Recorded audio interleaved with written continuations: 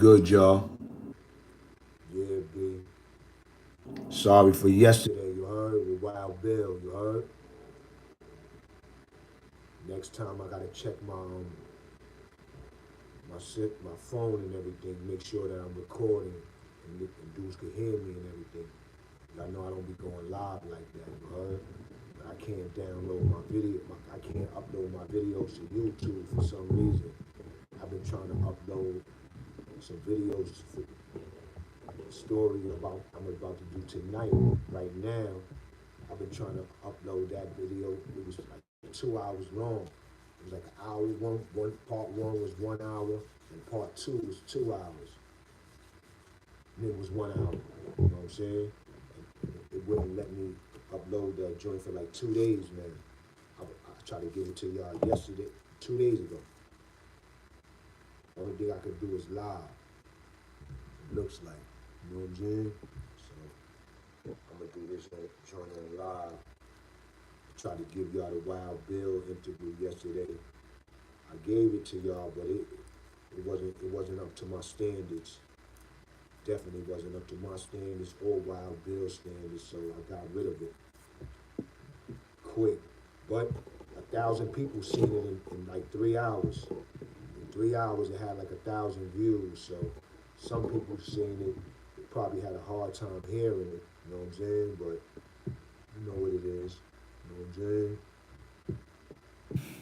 But I'm gonna make up for that right now with a story with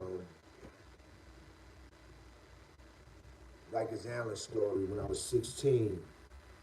You heard? Some people might heard the story before, but with the way I'm gonna tell it now, y'all ain't hearing like this. Y'all heard the story all over the place. I told my Rikers Allen story all over the place. I never told y'all about all the violence that I seen or that I witnessed in 3 months. And I'm gonna give it up to y'all right now on this live. You heard all the violence on Rikers Island when I was 16. When I went to the island, I was only 16. You know what I'm saying? It was a lot. I've never been to the island before. You know what I'm saying? I always hear stories about it. You know what I'm saying? I used to hear stories about niggas that take your sneakers. You heard niggas that had you washing clothes. You know what I'm saying? I wasn't really hearing about dudes getting cut and stabbed like that. The part that scared me was the part about getting robbed. You know what I'm saying? I never wanted to get robbed. I never wanted to go to the island and get robbed. You know what I'm saying? Like, cause that was the big thing that I was hearing in my hood from dudes coming home. Dudes was like, yo, niggas gonna take your sneakers, B. Niggas gonna take this. Niggas gonna rob you. Niggas gonna do this to you, do that to you. So I wasn't really used to think about dudes getting cut, stabbed in jail. You heard? I was more on point of getting robbed, washing clothes, and all that stuff. You know what I'm saying? Because that's the shit you heard that niggas being gay and all that. You heard? That chump shit. You heard? But good thing when I went to jail, all that chump shit was out the window because back in the 70s and the 80s and all that in prison, niggas don't talk about it, but there was a lot of booty bandit niggas, you heard? Niggas was on some booty bandit shit, gay shit, you heard? Knocking niggas out, taking niggas butt and all that. I told y'all I met that on road, so those was the things that a nigga was thinking about when he used to think about jail or something. Niggas was scared of those things, you know what I'm saying? Thinking about that shit, you know what I'm saying? So, but I'm gonna get into it.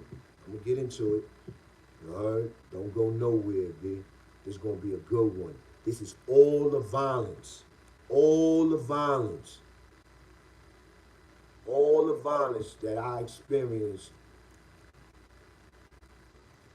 in 1991, Rikers Island. You heard yesterday, if y'all saw the interview or y'all can hear it, Wild Bill talked about 9-2 and all that on the island. Now I'm gonna tell y'all about 9-1. What I seen and went through, you heard? In Murder Mar 9, huh? And the players that was in there. I'm gonna give it up to all the players, you heard? I'm gonna name niggas' names if they was everybody that kept it 100. Everybody that was official, you know what I'm saying? Even if I ain't really like them niggas like that, I'm gonna keep it official about them, you know what I'm saying? I'm keep it 100, nigga. I don't slander nobody name for nothing, you heard? Niggas was 100, niggas was 100, you heard? You know what I'm saying? That shit was official. That experience, you know what I'm saying? That it was like no other, nigga. When I was on the island in 91, Mar 9 was the worst house in the building. And inmates didn't tell me that. Prisoners didn't tell me that. The captain told me that. The captain told me that. He said, I'm going to send you to the worst house in the building. Murder Mar 9. You heard? I was like, all right. Damn. First day on the island, I'm already in murder motherfucking Mar 9. I was only in the New Jack house for 1 day. 1 day. Wasn't even 24 hours. I got there like, I got in the house like 2 o'clock in the morning. I left that same day, but like around after dinner chow. I was out of Mar 5. I was in the infirmary and I was on my way to Mar 9. My first day on the island got cut. First day on the island got cut. Blown by Doja. The Doja era, y'all. The Doja era on Rikers Island. Yeah, it was a Doja era on Rikers Island. Like niggas, like if you get into problems with a nigga might not can fuck with you, a nigga might be a punk, a nigga might be scared, you heard? Or, and they'll send a Doja at you heard?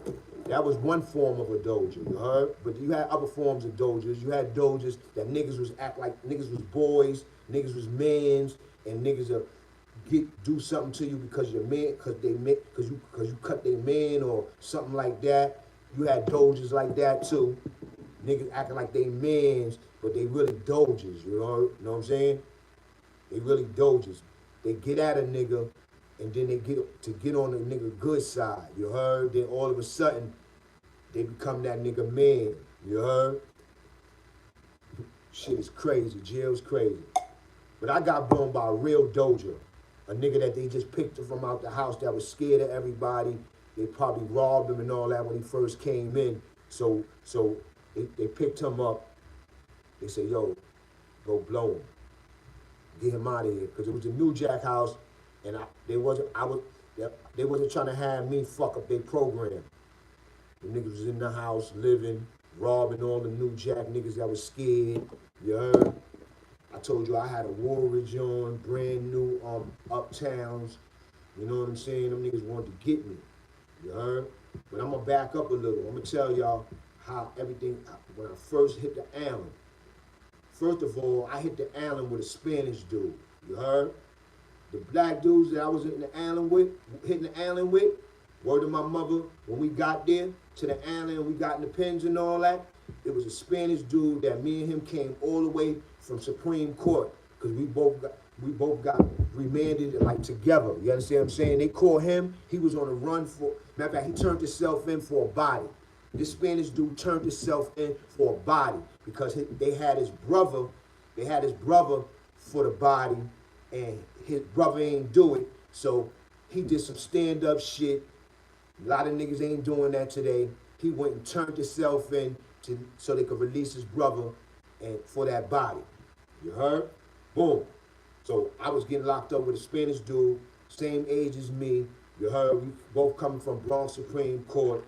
I got locked up on a remand. I went to court and my judge remanded me. You heard? I didn't know I was going to get remanded. I got remanded on the parole hold and because I had open cases. Now, boom. So now we go, no, I'm bugging. That was after. No, I got caught for some robbery shit. I robbed a nigga and broke a nigga arm. I had a robbery in the first. That's what happened. I had robbery in the first. I robbed a nigga and broke a nigga arm. That was the first time I went to the island. I was bugging. I just told y'all about another time I got locked up. Now look, boom. He for the body, I'm for robberies. I ain't going nowhere though. Because I got two bails. I got a $1 bail and I got a $3,500 bail. And my peoples ain't got no money to bail me out. They got money, but I don't call my people to get bailed out when I get in trouble. So now, boom. He the only nigga schooling me. He like, yo, I've been here before. Just go out, you heard? But I already had that in my head, nigga. I ain't let, he like, don't let nobody play you, just go out. You know what I'm saying? So I was like, yeah. He's like, yeah, boom, boom, boom. Mind your business, this and that and that, you be good, you heard? He said, all right. Then he started telling me about his case and how he turned himself in and he got a body. He ain't going nowhere. So, all right. You know what I'm saying? Boom. So, boom, as soon as I get in the house, it's like 2 o'clock in the morning. Get in the house, everybody sleep, go to sleep. Wake up, go to chow, do all that. By dinner chow, I get in the beef with niggas. You heard? This nigga, the nigga that's running the phone, the nigga that's playing suicide, he playing everything. You heard? Tall nigga from the Bronx. You heard? And he from my borough. But he rolling with the Brooklyn niggas, because the Brooklyn niggas, he had some Brooklyn kids in there. They beds was all up front. They must have been co-defendants and all that. And they was sticking to themselves, but they was moving the crowd. You could tell. But this nigga was running the phone and doing this other shit. He was the nigga doing shit with not doing shit for the police or nothing, but you know, niggas that run the phone and all that. They always pick somebody to do all that shit. So now he was the one that did it. Now, it first started when I was on the phone earlier, before we went to the dinner chow, because he told me that to get off the phone. I didn't get off the phone. Boom. He came back like 2 times and told me to get off the phone. I didn't get off the phone. Then all of a sudden the CO came and told me to get the fuck off the phone. And he told me just like that. So get the fuck off the phone. You heard? And I got off the phone. So boom. So now that's where the problem originally started with. Nothing happened. Nothing said. Nothing. Boom, boom. Then I went to dinner chow. All of a sudden it was a problem. Boom. Next thing you know, I go back. I come back to the I was at 5 block, 5 dorm or whatever. And I got some metal shit on my pants. I ain't got no weapon or nothing, so I got some metal shit. I had the Midoriya pants on. I don't know if niggas remember the Midoriya pants, jeans out there. They had some metal shit on it. I took the metal shit off because this when the island was loose. They used to let you in with everything, you know what I'm saying? You wearing your own clothes. Now you can't get through with the right shoelaces, you heard? But before you could get through with mad shit that was on your clothes. That's why they don't let you in with a lot of different clothes now. So boom, I had the little metal piece on there. I took it down, went in the bathroom, started scraping it down, getting myself ready just in case I had to get it on with a nigga. Boom, went back, sat on my bed, and I was looking dead at niggas, you heard? Next thing you know, niggas ain't wanted. The kid that was running the phone, he ain't wanted. He was staying up front with the Brooklyn niggas, because I guess he already had put a doja on you heard? So I don't know nothing about the doja game. I'm thinking niggas gonna bring it to you straight up. I'm hearing all this shit about jail. I'm thinking this shit is a straight up game. I don't know about bidding, you heard? You know what I'm saying? So boom, I'm looking at niggas, waiting for niggas to make a move. Not niggas, but this dude in particular. But I see him lingering around the Brooklyn niggas like to linger around them niggas like to make it seem like he got strength, you heard? But he don't know I'm gonna get it on with him regardless, you heard? This is the first incident, you know what I'm saying? So boom, he ain't even playing me no close, you heard? I'm looking at him like, oh, this nigga don't want it. Next thing you know, nigga jump on my back. It's like he went to my neck, he put a razor to my neck, but at the time I don't know it's a razor, so I just feel a nigga jump on me. So that, you know, my first reaction was to get up, and that was what I did. I got up, but when I got up, but it ain't really break a lot of skin. It like scratched me, but you had blood in the scratch. But when I was getting up, you could tell like the way he came to my neck to hold me, like he came to my neck to say, don't move. But I jumped immediately up. Boom, he went like this, and he cut me in the neck, and then he cut me down my back, about 5-6 stitches.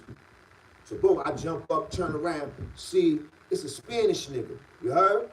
Hit him, boom, bop, boom, bop, bop, boom, bop, bop, boom.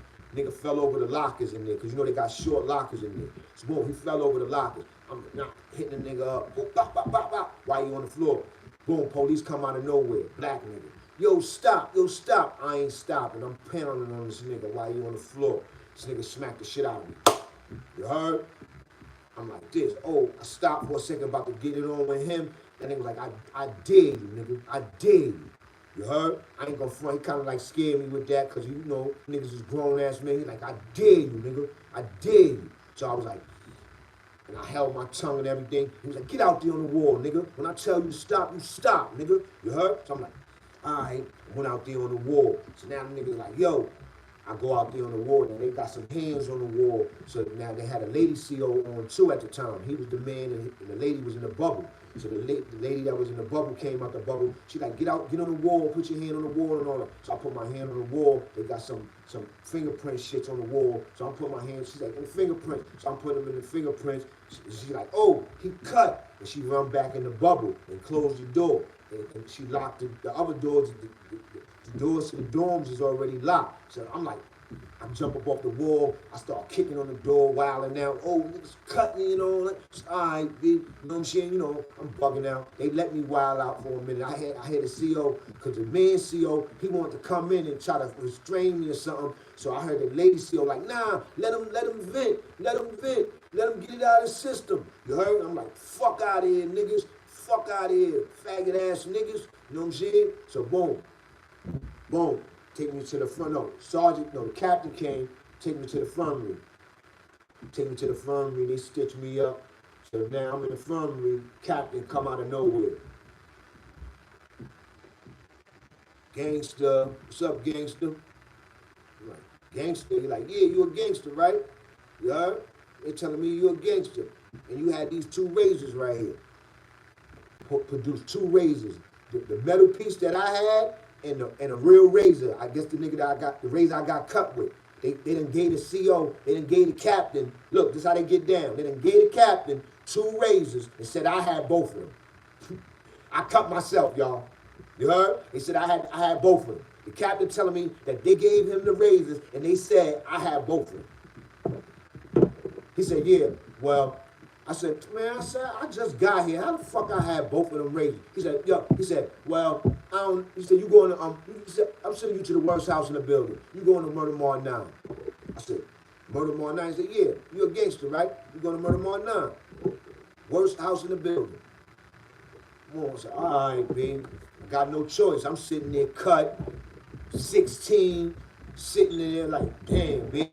First day on the island. Already got cut in the back by a doja. Not even the nigga that I got beef with. Crazy, B. You know what I'm saying?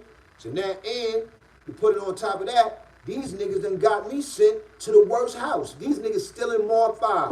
The nigga that I started problems with me, the nigga still in the Mark 5, y'all. Chilling. Suicide. Running the phone. So when you strong and they see that you going now or they see that you got a problem with you, niggas ain't always getting busy with you. Niggas getting rid of you, man. They getting rid of you. Yeah? And back then, they didn't snitch on me or nothing. They sent the doja. You heard? They sent the doja. This nigga ain't gonna fuck up our program, B. This ain't gonna fuck up our program. You heard? This nigga a problem right here. This nigga ready to get it on his first day in here. Whereas other niggas come in here and they be scared and we be taking these niggas shirts, taking these niggas sneakers. Them niggas are strip niggas. Them niggas was stripping niggas in the New Jack House, B. Them niggas was stripping niggas in the New Jack House, B. That's word to my mother, nigga. 1991, you was getting stripped when you went through that New Jack House with anything of value, anything that was fresh.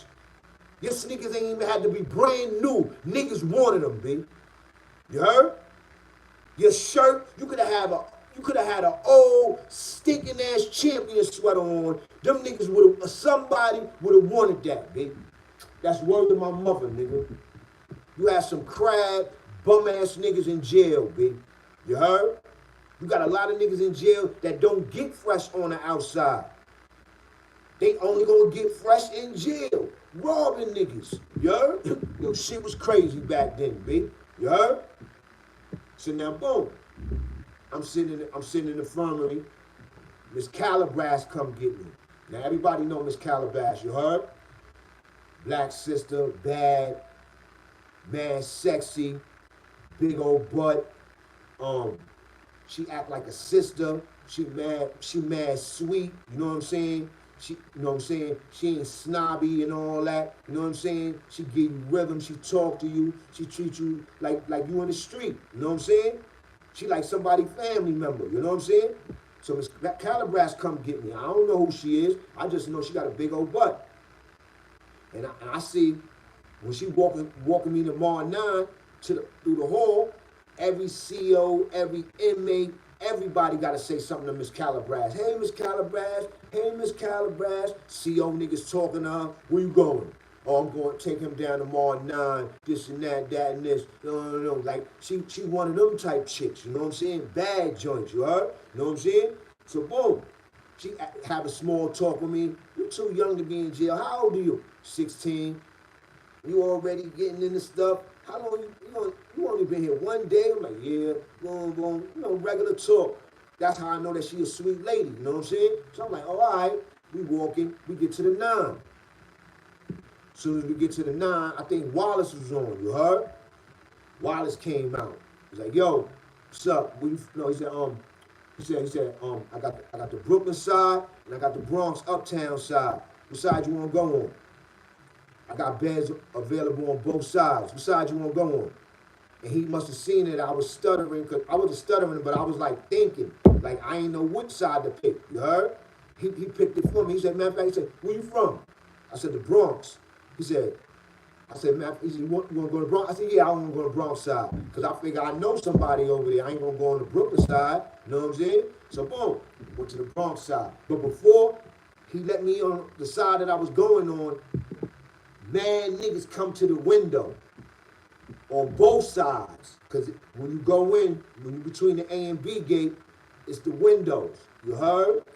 All the gangster niggas, all the tough niggas, all the niggas that's supposed to be running the house or doing all the devilish shit in the house, they all come to the windows.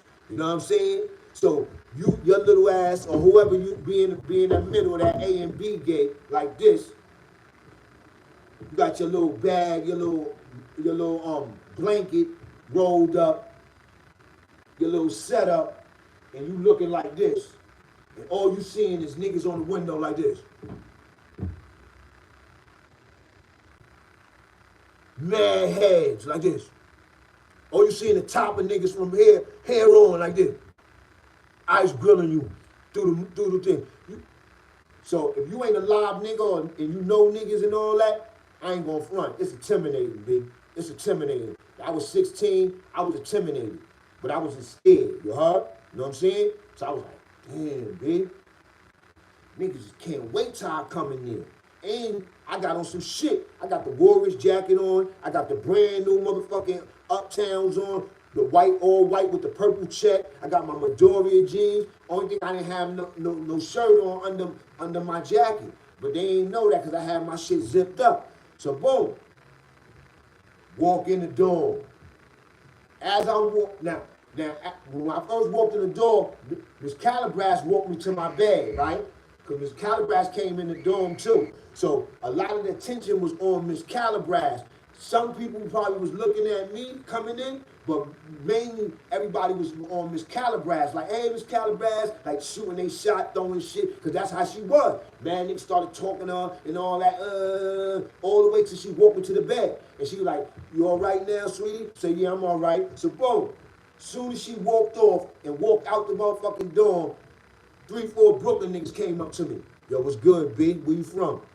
You heard? I'm talking about soon as she walked out the door, 3 or 4 Brooklyn niggas was on me like this. Yo, what's up, B? Where you from? You gotta remember, I'm 16, y'all. Ain't nothing, though. The Bronx. Word. My man right there wanna shoot fire for your jacket in the back. Walk straight to the back. They like, yeah. Now the nigga that they got me shooting five, they talking about want to shoot 5 with me for my jacket is some big diesel nigga. You heard? Named Brooklyn Mike. At the time his name is Mike, but he was from Brooklyn. You heard? Diesel nigga. He looked like Mike Tyson. His body and everything. You remember how Mike Tyson looked like when he was in Tryon and all that? Before when he first started boxing and all that? That's how this nigga looked at. He had the diesel body with the diesel DFY body. You heard? You could tell the nigga grew up in jail. You heard? My man Mike. So Mike walked to the back with me. I walked to the back. So I zipped down my jacket, about to take my jacket off. And when I took my jacket off, they seen I was cut in the back. So they was like, oh shit, shorty, you cut? You got cut, shorty? you ready to get busy and you got cut? I said, yeah, B. They said, where you got cut at? I said, more 5. They said, word? Why, who cut you? I was like, I didn't even know who cut me at the time, you know what I'm saying? I was like, some niggas, I sent the Doja nigga to cut me and all that. No. It's like, oh, shorty crazy, shorty ready to get fight, shorty ready to fight with just coming from the infirmary, you heard? You know what I'm saying? So the nigga Mike, Brooklyn Mike was like, nah, shorty, I don't want to fight you, shorty. I don't want to fight you, shorty. You heard? Them niggas just thought they was going to be able to talk me out of my shit, you heard? Because I was a young looking nigga coming in there, you know what I'm saying? So boom, zip my shit back up. Went back to my bed. So when I went back to my bed, the homie Stacy from Forest Projects was like, yo, where you from again? You from the Bronx? I said, yeah, Bronx. He's like, I'm from, he said, what part of the Bronx you from? I said, over there by Yankee Stadium and all that, you heard? He's like, oh, word, I'm from Forest. I said, oh, all right. He said, yo, move your bed over here, B. You heard? You know what I'm saying? I said, all right. Boom, I moved my bed over there next to him. So boom, he started telling me little shit like, yeah, you know, it's the Bronx clique right here. Damn, but he wasn't really introducing me or telling me about niggas. He was just basically letting me know that those are the niggas, this is who we fucking with. That's his team. That's the niggas that he eating with. That's the niggas he riding with. That's the niggas that he fucking with in this house. You heard? So I'm like, oh, all right. You know what I'm saying? So then all of a sudden, the nigga Preem, some short nigga come out the bathroom because at the time, I didn't know why, you know, he was taking a shower, but at the time, he was taking a shower because he had court in the morning, you know what I'm saying? And a lot of times, niggas got to take a shower at nighttime so they can go to court in the morning, you know what I'm saying? Because they don't want to, because they wake you up mad early to go to court. So the nigga Preem come out the shower, and he walk with a bop, and he's short like this, he walk like this, you heard? So the nigga Preem come out the bathroom with the towel like this. He like, what's up? Where you from? Bronx. He like, word? I'm keeping it real? You heard? I said, yeah, I'm keeping it real. He said, all right, good. Maybe you could be my son. I said, man, I ain't nobody's son. He said, chill, shorty. I like you. Don't let me have to blow you up. And everybody was like listening and quiet. So I kind of like knew that this nigga must be the man, you heard? Because everybody was on staying attention. But before Preem came out, you know what I'm saying, certain niggas was trying to talk to me. You know how that jailhouse shit go. Niggas try to talk to you to see if they could talk you out of your shit. You heard? They see if they could talk you out of your shit. So when he came out, everybody shut up, got freezed up, and he was like, yo, and he said all that spill. So I was like, yeah, this nigga must be the man. And he went back and said, chill, shorty, I like you. Don't let me have to blow you up. And walked right to his bed, got dressed. Then the niggas went to sleep. Boom. So now, every day, now, the next couple of days, I'm there. Everything is regular. No, I'm chilling on my bed. Boom. But I'm noticing, like, on the second, third day, this nigga Preem, he go to the front of the house. Everybody meeting. Everybody. I'm looking around, I'm like, I'm seeing niggas, I'm seeing gangster niggas. The couple days I've been there, I've been seeing a whole bunch of these gangster niggas running around the house, doing what they want to do, play fighting, all kind of shit. You heard? Eating together, talking shit, getting tensed up. Niggas looking like niggas about to pop off on one another here and there. Like, all this was going on within 2 or 3 days, you heard? 2 or 3 days, you heard? So I'm like, damn, this shit's crazy in here, you heard? So boom, everybody going to motherfucking joint for the meeting. So nigga Preem he like, yo, B, I don't give a fuck. Them jacks, those are my jacks. Yo, listen, B, there's a lot of niggas in here getting loose and all that. All that loose shit, that shit is about to be dead. You niggas gonna be out of here, B. That's my word. Niggas gonna be out of here, nigga. You heard? Nobody saying nothing. You got a day room about 30 niggas, gangster niggas. Nobody saying a word. You heard? Preem was running that shit like an iron fist because a lot of niggas were starting to get loose. Like niggas would cut a nigga or really fighting. I was the only nigga that was fighting in there. I was the only nigga that was fighting in there. You heard? Everybody else was blowing niggas. You heard? Cutting niggas. You heard? Stabbing niggas. You heard? Everybody else. Because everybody that was in the 9 had like 2 years on the island, 18 months on the island, 13 months on the island. Nigga, nobody had no less time, no little time in the Mar 9. You know what I'm saying? Nobody had no little time in Mar 9. Everybody been on the island for 18 months, 2 years, fighting a body. And that was another thing about the 9. Everybody had a body. So now I'm going in there with my little robbery. You heard? 16 years old. Ain't nobody got no pity on me. Ain't nobody got no pity on me. You heard? Ain't nobody got no pity on me. You heard? I had to hold myself down, nigga, around these motherfucking wolves and gangsters, nigga. And I was in there with the best of them, nigga. You heard? Because when I was in the 9, nobody wanted to go there, B. Even a lot of them gangster niggas in the building, they did not want to go to Mar 9 because they wasn't going to be able to run the show. You know how the jail go. A lot of niggas like to go to jail and they like to go to places where they going to run shit. How you gonna run shit if everybody a gangster? If everybody bust their gun? You heard? You can't run no shit. You heard? Now, you can get along to get along, but you ain't running shit, nigga. You heard? But you get a lot of people that they'll go to a house and they'll live in a house, and then they'll leave that house, and then they'll be promoting like they was running that house. You heard? Nigga, you was never running that motherfucking house, B. You might have had a lot of scenario and all that, but you wasn't running no motherfucking house. No real house, like Murder Mar 9. You heard? Because everybody in the 9 was a gangster, down to me. And I was a young nigga. And even though I was in training at that time, you could say, nigga, I held myself down, nigga. Now, I'm going to talk about all the violence that I seen in Murder Mar 9. I'm skipping all that bullshit, right? I was going to tell y'all a whole dragged out story. Nah, fuck that. This is about all the violence, because I made the video before, but it's not letting me upload it. It's 2 hours long. One is an hour. The first part is an hour, and the second part is another hour. That is 2 hours and 10 minutes long. And that shit is fire. But now I'm going to give y'all all the violence. I'm going to try to do it the same way like I did in that video right now on live. All the violence I seen in 4 months on Rikers Island. I got locked up in September. I went home in December. I told y'all, the first day on the island, the New Jack house, I got sent to the worst house in the building, which was Murder Mar 9 at the time. When I got in there, it was Preem, Bam, Old Red, Puerto Rican Ant, Baby J from Cyprus, Puerto Rican Baby J from Cyprus. That was all the Bronx niggas. Stacy from Forest. That was all the Bronx niggas mainly. You heard? And then you had Dusty from Harlem, from Jefferson Projects. My man Dusty. Then you had Brooklyn Mike.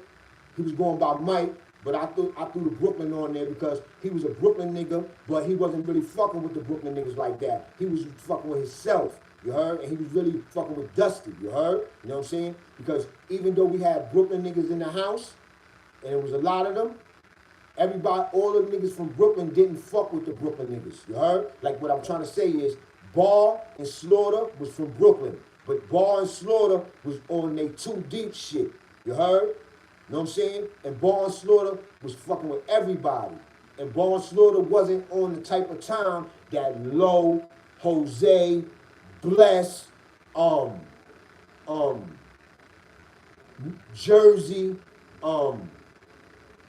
was on. You heard? Because it was those names that I just named, all them Brooklyn niggas was rolling together. Low from East New York, Official, Short Low, got the chinky eyes, talk his shit, but when he get mad, he turn into an animal. You heard?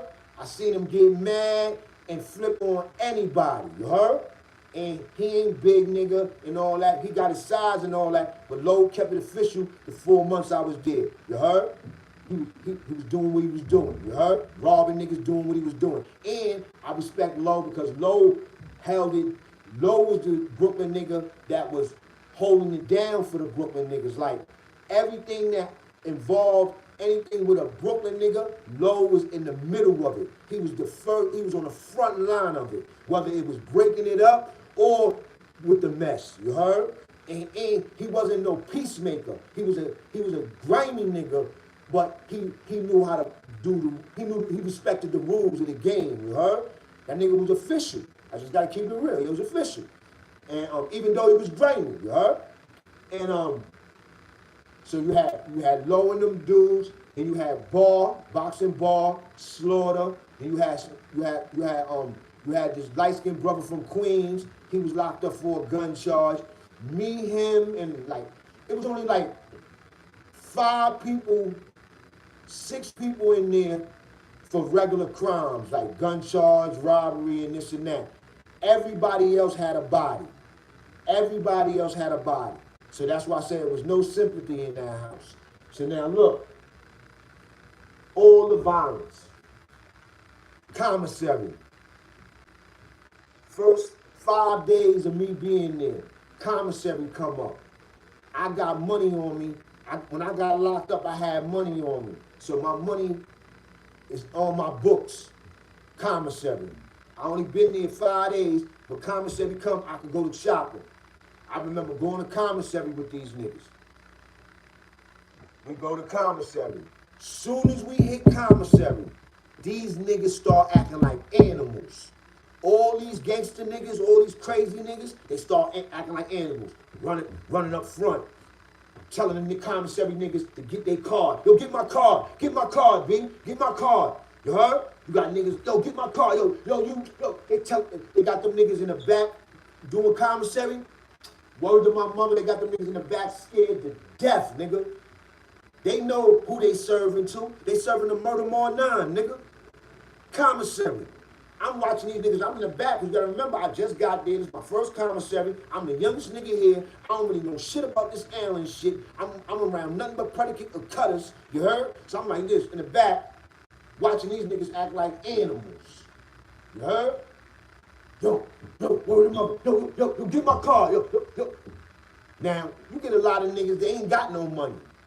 But they up front trying to see what certain people is just copping. Not everybody, because like I told you, this is Murder Mark 9. So it's not a lot of, it ain't too much going to, too many people going to commissary getting robbed. I'm just keeping it real. Commissary, it wasn't a lot of that in the 9 because everybody was gangsters. You heard? So the only person that was going to get robbed that day was me. Think about it, y'all. I was probably going to be the only person that was going to get robbed. You heard? So now I told y'all, I was in the back while all these niggas acting like savages. So then now my man Brooklyn Mike, the dude that they said, when I first got there, they tried to put him up against me to shoot 5 minutes, and he's like, nah, I don't want to shoot 5 minutes with you, shorty. Because he genuinely didn't want to shoot 5 minutes with me. He knew that shit was just a bluff, you heard? And I wasn't going for it. And he respected me for that. So he came up to me, and while I was in the back of the line, while all them niggas acting like savages, he said, yo, what's up, bro? What's up? You know, I'm saying that now because that's what we say. But he's like, yo, what's up, bro? He said, what up, shorty? You want me to hold your bag for you? You heard? How much you shopping with? I was like, I'm shopping with a little something, little $40-something or something. What? He said, want me to hold your bag for you? I was like, nah, I don't want you to hold my bag. I'm good. He's like, all right. You know what I'm saying? And he had that smile on his face like, all right. Niggas gonna try to kill you for your commissary in here, nigga. You don't know where you at. So boom. So now, continuing on the line. Now I'm on the line. Another nigga come to me. Yo, what up, shorty? You good? You shopping? Shopping heavy? What's up? You want me to hold your bag for you? No, I don't want you to hold my bag for me. You good? All right, shorty. Everybody giving me that same type of response. Like I told you, this is the 9. Everybody's a gangster. So ain't nobody else going to commissary getting robbed because these niggas all live around each other. These niggas been on the island for 18 months and years and all whatever. You heard they fighting bodies. They all know each other. So at the end of the day, I'm the only probably one that everybody's scheming on. The ones that is scheming. Because everybody wasn't scheming, not everybody. A few niggas, the bum niggas, you know, niggas that don't have niggas going to commissary, don't got no money, but they scheming on who they can scheme on or get. You heard? So boom, nigga. Long story short, I get my commissary. I go heavy, yo. Because another reason why I went heavy, I spent all the money I had. Because remember I told you I was there 5 days? That the 5 days I was there, them niggas was eating sandwiches, cracking high drops, oatmeal cookies, eating apple pies. Them niggas was doing it up in there at night before niggas go to bed. You heard? Niggas was making everybody 2 sandwiches each with the chips on it. Stacy only offered me shit a few times. He offered me a few cookies here and there. He offered me a sandwich in the 5 days I was there. So, yo, that's word to my mother. You couldn't tell me when I went to commissary, all I wanted to do was eat. You heard? All I wanted to do was eat. I was starving because these motherfuckers was eating shit in my face. These niggas ain't know me from a hole in the wall. These niggas was eating shit in my face, y'all. I was sick. So when I went to commissary, I spent everything I had. You know how a commissary is. You shop on one side, then you go sit. Everybody got to wait for me. You heard?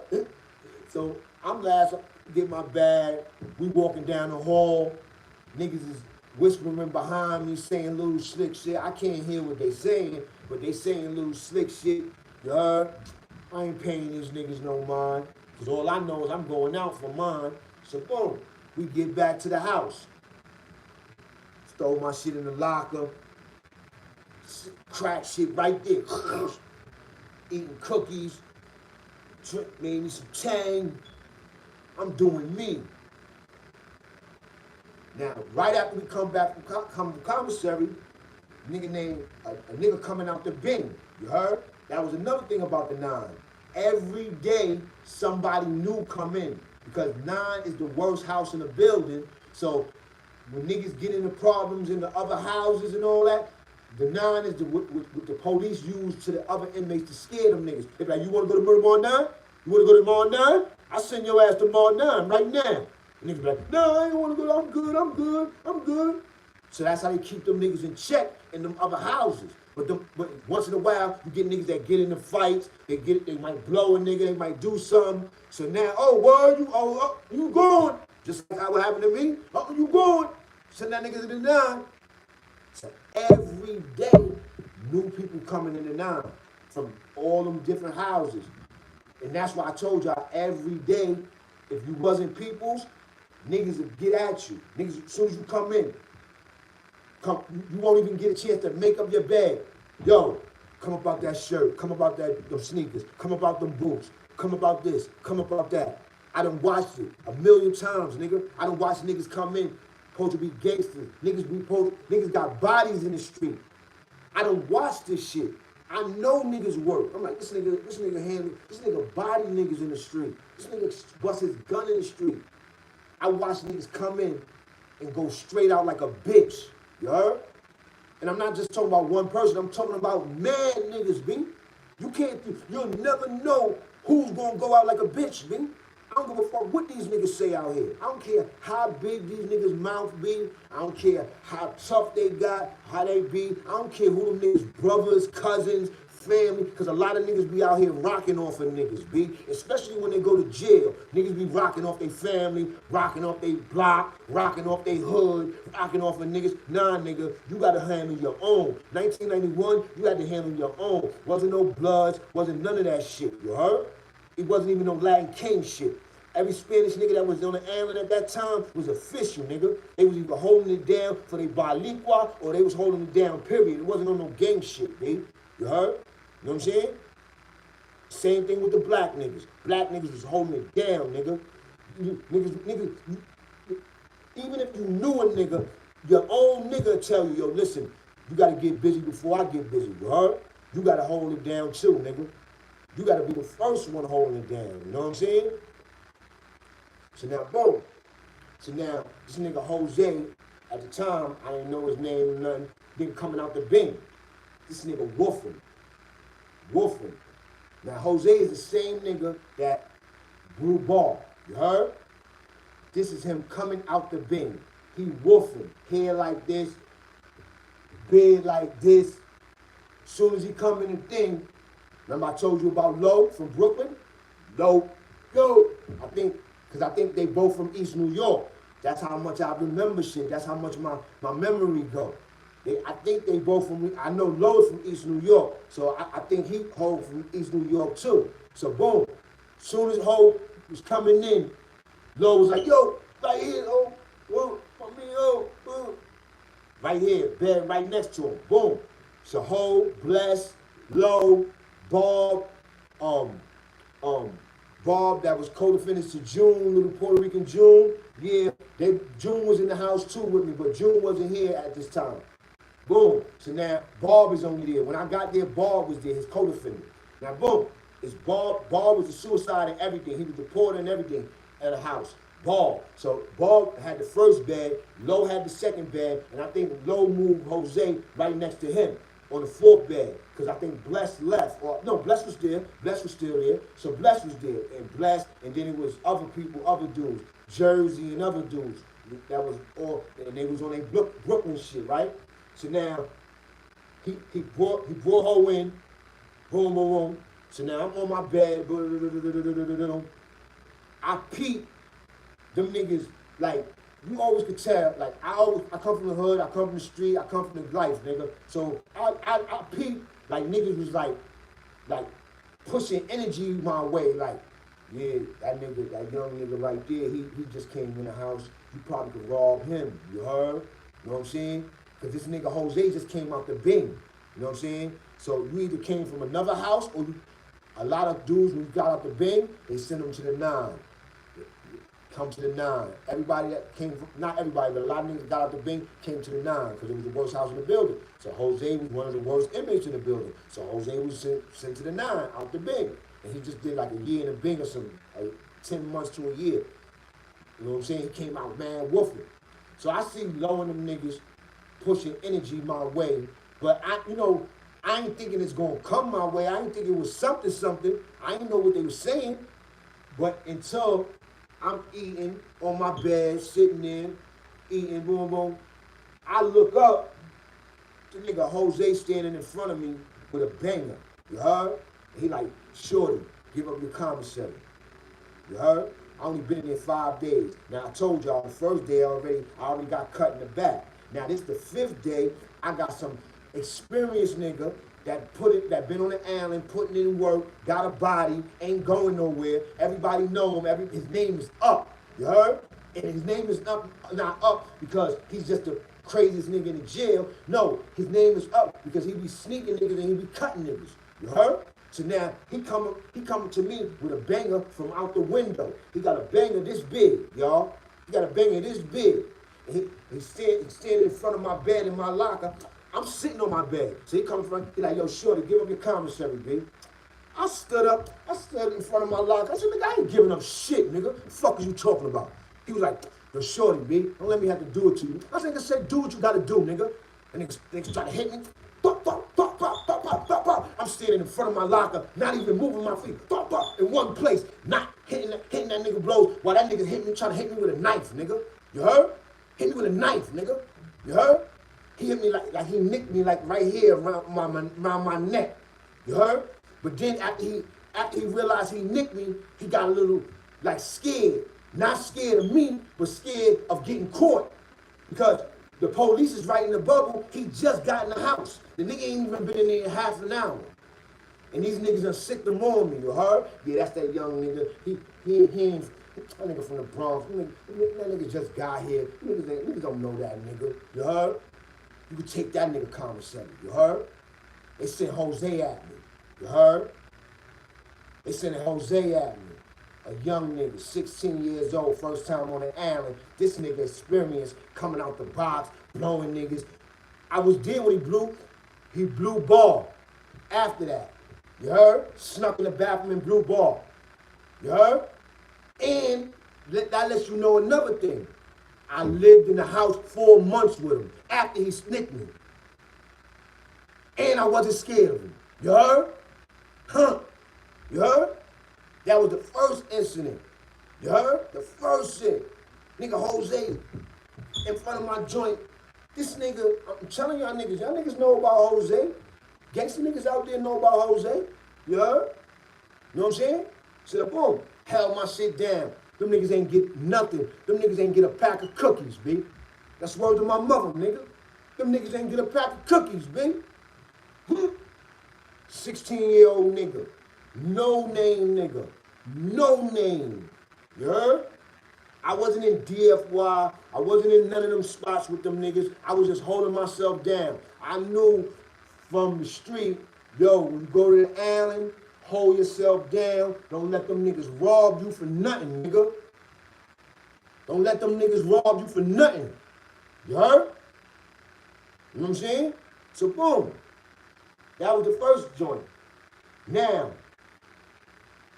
3 days after that, after the shit with Jose trying to stab me, you heard?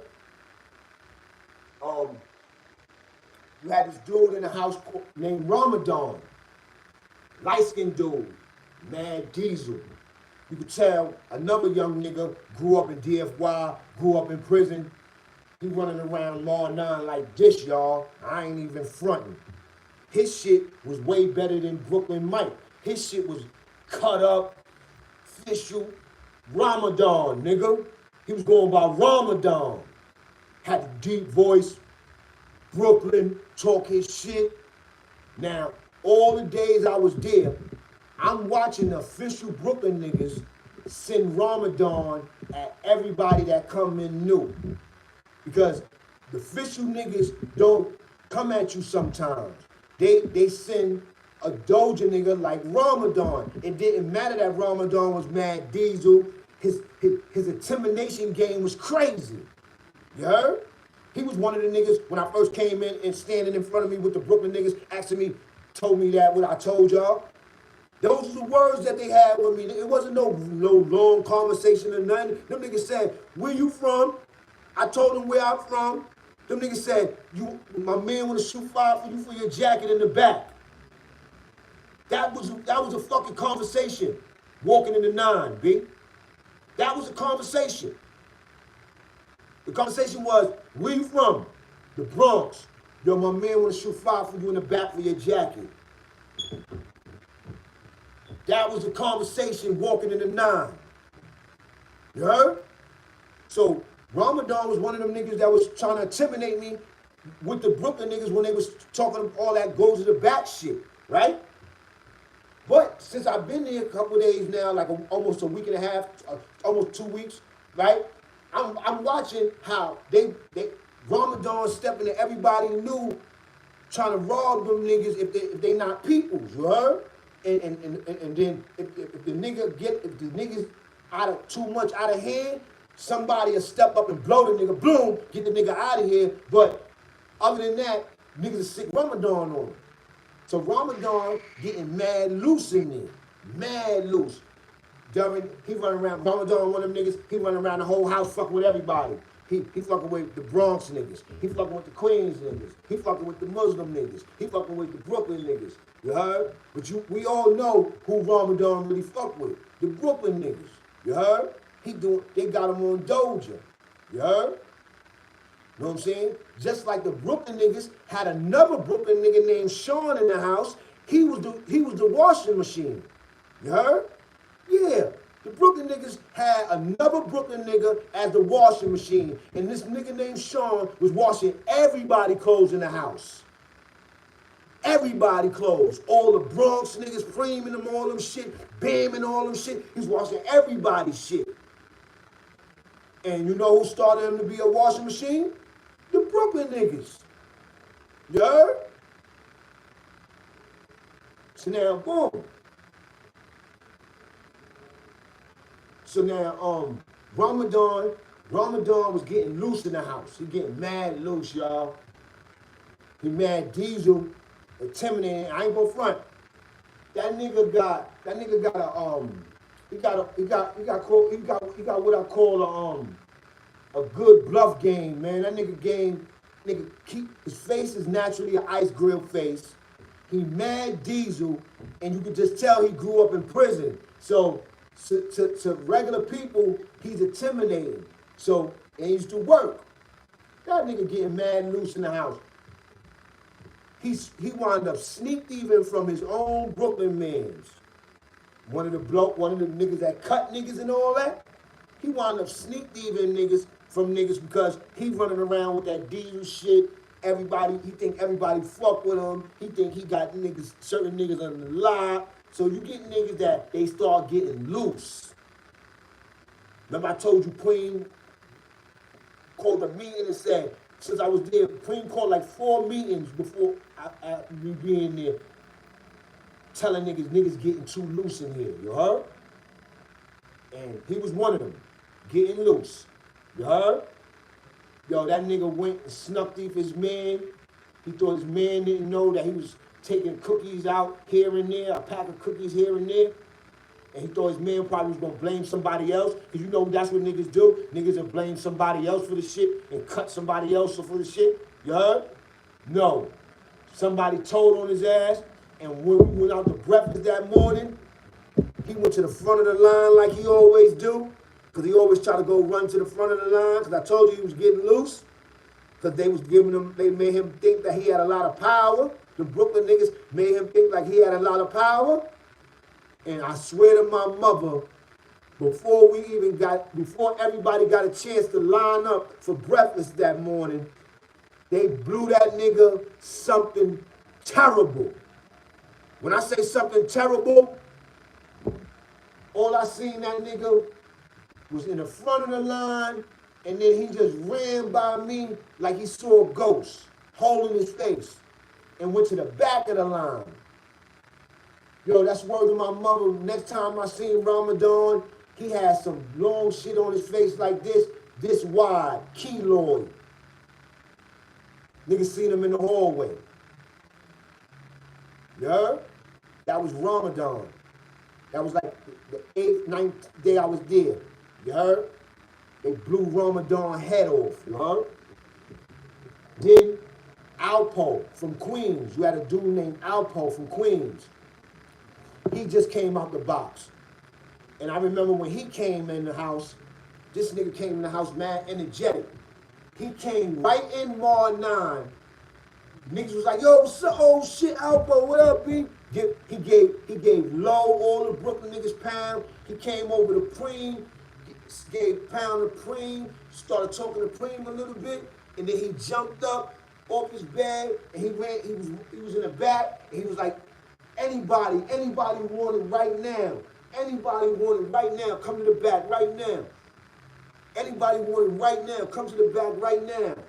And niggas was looking at him like he was crazy because everybody just gave him pounds and saying what's up to him and all that. But he was on that Rikers Island shit. He was on that shit that some niggas used to be on. Like some niggas used to come in the house and take the phone, and some niggas used to come in the house and say, yo, what's up? Who want it, nigga? Who want it? And he was like, who want it? Fuck all niggas ain't gonna wait till nothing happen. Let's go right now. Just to test. He tested everybody's temperature by doing that. And that's how he came in the 9. Alpo from Queens. And then something. One nigga, I forgot who said something. It was somebody that said something, and they was going towards him, and they had a gun, a razor in their hand. And they was like, what? What? Because he was calling everybody out. But everybody was already said what's up to him, and he talked to Preem for a second, and then he just jumped up and was like, man, what's up? Everybody, who won it? Who won it? And niggas was just like, what the fuck? He was like, who won it? What? Anybody, right now, let's go right now, anybody. Anybody. He was like, and you had Preem like, chill, bro, you ain't gotta be doing all that. He's like, nah, fuck that. Who won it?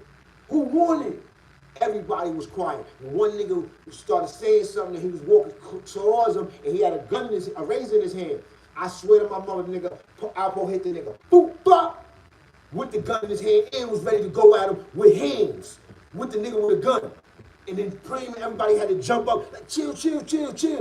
Nah. And then, word to my mother, Alpo went up front, started kicking it with the Brooklyn niggas a little bit, then he came back kicking it with Preem and Bam and all them niggas. And then word to my mother, like an hour or two later, the CO came and said, yo, they called him by his real name. They said, yo, pack up, B. He had somebody pull him, because that's what used to happen a lot, too.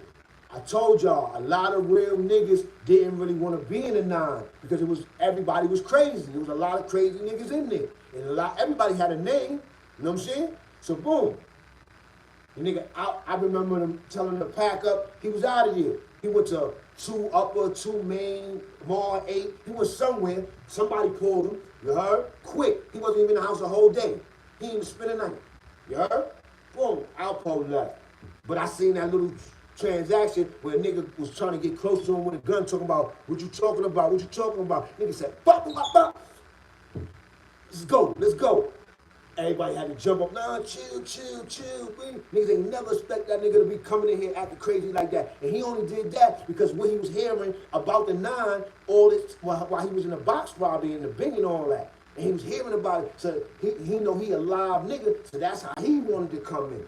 So when he can have his story, when he go to wherever he went at, yeah, I went in there, I told all them niggas what's up. You heard?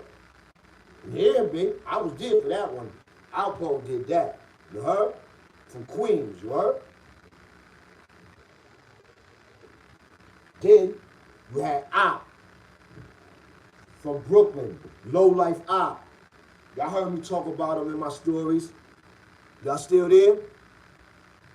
Y'all hear me talk about him in my stories? You know what I'm saying? When I first got to the 9, Op was there too. I forgot I left Op out. That's another thing. Because Op was there too. But he got cut early. It was Preem. It was some shit brewing with the other side, tension, because this is what it was. Murder Mall 9, the Bronx side that I was on, had beef. Had a lot of niggas in the building that didn't like us. There was a lot of people in the building that didn't like us because of the reputation that the 9 had. And I heard that Murder Mall 9 always had that reputation of being like the way it was. You heard? It wasn't just like that because I was there. I heard it always had that reputation, right? Even before I got there, right? So now, but that side was the Bronx Uptown side. And it was mixed with different people from all over. And we was all on the same type of time. And the only reason why we was on that type of time was because of Preem. Now, I don't know who Preem was learning that from, because I'm about to get an interview with Preem on my channel, but I don't know, I haven't talked to Preem yet to know why Preem was bidding the way he was bidding, and he had us all bidding the way that he was bidding. Because like I told you, when he used to call the meetings, that's what the meetings was for, to put everybody on the same accord, because niggas was getting loose. And I remember Preem used to be having to call meetings to let niggas know, and the way he used to say in the meetings, he used to always say the same thing. He used to be like, those phones out there, those are my jacks, and a lot of niggas in here is getting loose, but you keep getting loose, y'all niggas is gonna get out of here. And that's just the way he said it. He said, y'all niggas is getting sent out of here. And every time it was a meeting, there was nobody that said nothing. None of them Brooklyn niggas, no Queens niggas, no Bronx, nobody said shit. And then niggas acted accordingly after that. Until a couple more times go by, and then niggas start getting loose again, and they forget, and then you gotta tell niggas again. You heard? Because you gotta remember, niggas still is criminals, niggas is hard, and niggas gonna do what the fuck they wanna do. You heard? So boom. So Preem was having us on some shit. So boom. I think niggas popped off on Mall 4 Upper. You heard? Niggas had some beef with Deluxe, the kid Deluxe out there. You heard? Deluxe was in Mall 4 Upper.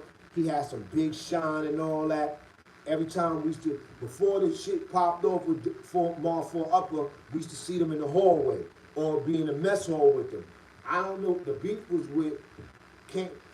started through Preem and niggas, you heard? So somehow, I used to hear Preem and niggas talking about, yo, dude, that nigga Deluxe got a big shine up there in 4 Upper, you heard? You know what I'm saying? This and that. Niggas could get that, dude. And it was a lot of niggas in the 9 that they knew Deluxe and they fucked with Deluxe.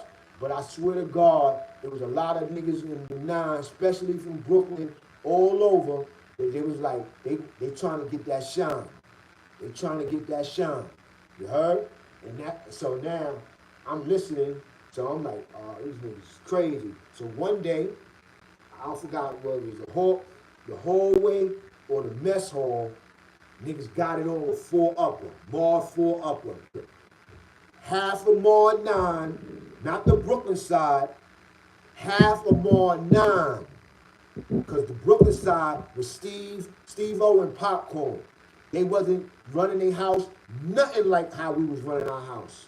You heard? Nothing like we was running our house. They couldn't run their house like we was running our house. Them niggas wasn't praying, B. You heard? Popcorn was official. Popcorn used to be on that side. He ran that house. All Popcorn worried about on that side was that phone. He didn't give a fuck about nothing. He didn't even care about what was going on over there. He didn't care about no fights, no cuttings, and none of that shit. You heard? Popcorn was macking that phone. You heard? He was macking that phone. You heard? You know what I'm saying? Steve-O was macking that phone. Steve-O was one of them niggas that he was into all that dumb shit. Herb destroying over there, trying to, they had a smooth house over there. All them niggas over there was living good. They had niggas that was living comfortably in the house that they ain't even fuck with. You heard? Niggas ain't even have to do nothing to live in the house. You heard?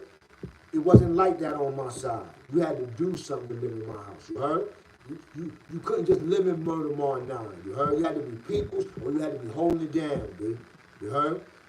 You know what I'm saying? Because I told y'all, niggas tried to stab me the first day. And I could have got out of there that time. Not the first day, the 5th day. I could have got out of there that time if I wanted to try, if I was scared for my life or scared of them niggas in there like that. You heard? Because nobody wanted to be in the 9. Because how you going to come to the 9? You gonna take the jacks from Green? Yo, everybody in the dorm was jumping on you for the jacks, B. Everybody in the dorm was jumping on you for the jacks, B. If anybody came through that door and they acted like they was coming at praying for them jacks, that's word to my mother. You would have seen 30 niggas jumping on niggas, chopping niggas up. Because everybody had razors and shit. I told you I was in the house with nothing but cutters. You heard? All them niggas been on the island for a minute. They put in work. You heard? So now, so some shit jumped off with Mar 4 Upper where it was beef. And then I think I got cut, right? And it was a melee. Matter of fact, it was in the mess hall. It was in the mess hall. And it was a melee. So, you know, it was a riot. So basically, everybody was getting it on so much, niggas ain't really know who cut Ak or how Ak got cut. But he got cut bad too. So, official niggas probably knew Steve-O cut him. Steve-O cut him. Because I think Steve-O had a relationship with the kid Deluxe in them. So, Steve-O was on the other side of the 9, so that's why them niggas really didn't get along with us too. So now, they getting it on, no. So now, niggas is trying to do their homework on how Ak got cut. Ak is out of the 9 now. They moved, as soon as he got cut, they moved him to a different block, different house, right? So then all of a sudden, I hear people saying like, yo, I hear niggas like, yo, who cut Ak, man? I see niggas talking on their bed and all that, Cream and all them, Bam and all them, the Brooklyn niggas, because Ak is from Brooklyn. I think Ak's from, I ain't gonna say where Ak from because I don't know. I think he's from Ville or Crown Heights. You heard? He's either from either of those two. But Ak is official. He a lowlife. And he a skinny dude, but back in them days he was like little. He looked at little. But Ak was one of them niggas that grew up out there with all official Brooklyn niggas on 42nd Street. He a lowlife. That nigga hit pockets, money bag nigga. That nigga, and he was at the top of the game. You heard? With that shit. You heard? Rolling with the, he was like one of them young niggas that hung with nothing but old niggas. You heard? Like one of them real young niggas that hung with nothing but old niggas in Brooklyn. And he come from the low life. He down with the low life. Yo, all I heard, now look, I remember, I go on, so a couple days after the riot, I remember the CEO Wallace coming on our side. He said, "Yo, I need a bed off of this side. Now, I'm gonna give y'all an option to choose, to volunteer. But if nobody volunteered, then I'm just gonna pick somebody, and y'all ain't gonna like who I'm gonna pick." And that's what Wallace said. He said, "I need a bed on this side, and somebody better volunteer, because if they don't volunteer, I'm gonna pick somebody. I'm gonna pick somebody, and y'all ain't gonna like it." So I'm looking around. I'm looking at the Brooklyn niggas. None of them niggas even thinking about going on the Brooklyn side. And they good. They from Brooklyn. They official. All the Brooklyn niggas official.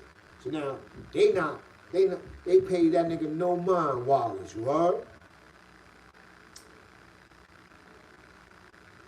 Three of them niggas paid that nigga Wallace no mind.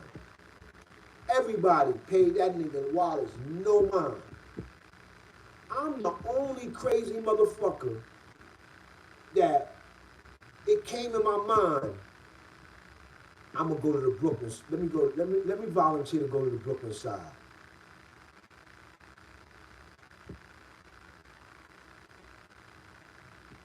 I was a crazy motherfucker when I think about that. I was a crazy motherfucker. I volunteered. I said, "Yo, Wallace, I'll go." That nigga said, "All right, my fighter." I done had mad 5 minutes. Most of my 5 minutes came through Wallace. So he liked me. You heard? And he even told me this. He said, he said, "I like you." He said, you fight. You don't cut like these other motherfuckers in here." He said, "I fuck with you. You fight." You heard? So y'all don't even know how proud I felt hearing that from Wallace. You heard? Because I didn't even know he looked at me like that. You heard? I didn't even know what I was doing. All I was doing was holding myself down. I wasn't trying to let none of these niggas get up on me like that. You heard? And I was holding myself down. I wasn't running nowhere. I wasn't getting out of that house. I wasn't letting niggas scare me out of that house. This is where they said I had to be. I didn't know. I didn't even know that I could have got out that house, B. Word to my mother, B. I didn't even know. It never came in my mind. Yo, get out of this house, B. This shit is crazy. Every day a nigga getting cut and all that. This shit ain't normal. It never came to my mind one time to get out this house, B. This crazy ass house, B. From around these niggas, man. I thought this is where I had to be. Crazy, y'all. Crazy, B. So I volunteered to go to the Brooklyn side, B. The Brooklyn side. Steve-O was over there. Gargamel was over there.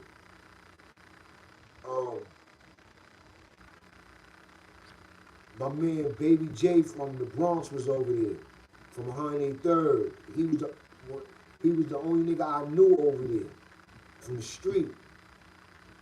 So I get over there. I threw my shit on my bed, and I went in the TV room. And I started watching TV. And then, after like 15 minutes, Gargamel came in there. And Steve-O, Gargamel and Steve-O came in there. And Steve-O was like, "What's up, B? You think something sweet? You think something sweet about the Brooklyn side? What you think something sweet about the Brooklyn side?" And he had his razor in his hand. You heard? He's like, "You think something sweet about the Brooklyn side, B?" So I'm like, "No, I don't think nothing sweet about the Brooklyn side. Nigga I volunteered to come over here. You heard?" He was like, all right. So boom. I sat back down and I was watching TV again. So the Gargamel came back in there. And he threw something at me, like started throwing paper. He was standing in the back of the TV room, like at the door, and he threw it, like balled up the paper and threw it at me while I'm sitting watching TV. Hit the back of it.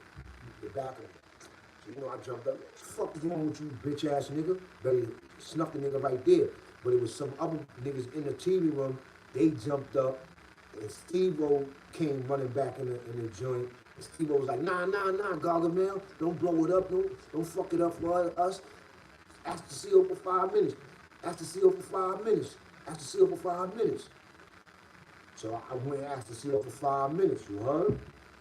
Because everybody, Wallace already knew me for 5 minutes. So I knocked back on the window. He just put me over there. I was only over there for like a half an hour, bitch. He just put me over there. I knocked on the window. Yo, I want to shoot 5 minutes, Wallace. You heard? He said, oh, word? Already? All right. Give me a couple minutes, man. All right. Gave him a couple minutes. The nigga came out with the big stick. Yo, ain't no rustling. Y'all rustling, I'ma whack y'all niggas. No rustling, straight fighting. You heard? I tell y'all niggas to stop. Y'all niggas better stop. Gargamel from Brooklyn. I'm from the Bronx. I just get over there. He said, I think something sweet about niggas over here. We getting it. Straight hands. Gargamel got the best of me. I lost the fight. Not because he just straight beat me. Nah, he was strong and I just couldn't beat him. You heard? I was fighting him. I ain't getting no lumps or nothing on me, nothing busted, no busted lip, nose, nothing. You heard? No knots, nothing. But I just couldn't fuck with the kid. He was stronger than me. He was the same size and all that. But he was diesel, stronger than me, and he was stronger than me. He beat me. I took the loss. That was my first loss, 5 minutes on the island. On the Bronx side, I done won 3 already. I get to the Brooklyn side, I lose. You heard? I lose. My first fight, first day on the Brooklyn side, Murder More 9. Steve-O coming over to me, pulling out a razor on me, talking about, I think something sweet about Brooklyn niggas, a Brooklyn side. Then, Gargamel picked a fight with me so we could shoot 5 minutes, so we could fight really, but Steve-O was like, nah, don't fuck up our day, you know what I'm saying, make us go sit on the bed all day or whatever. Go ask the CO for 5 minutes so it could be official. So boom, I lose. I'm sick a little, but I took my loss like a man. Boom. Went to sleep that night. Everything right. Boom. I'm kicking it with Baby J, the dude I told you I know from the street, from around my hood, 103rd. Kicking it with Baby J. Because I know Baby J from the street, because his cousin is my man. And I know him from the hood. Getting busy up there on 103rd tip. So boom.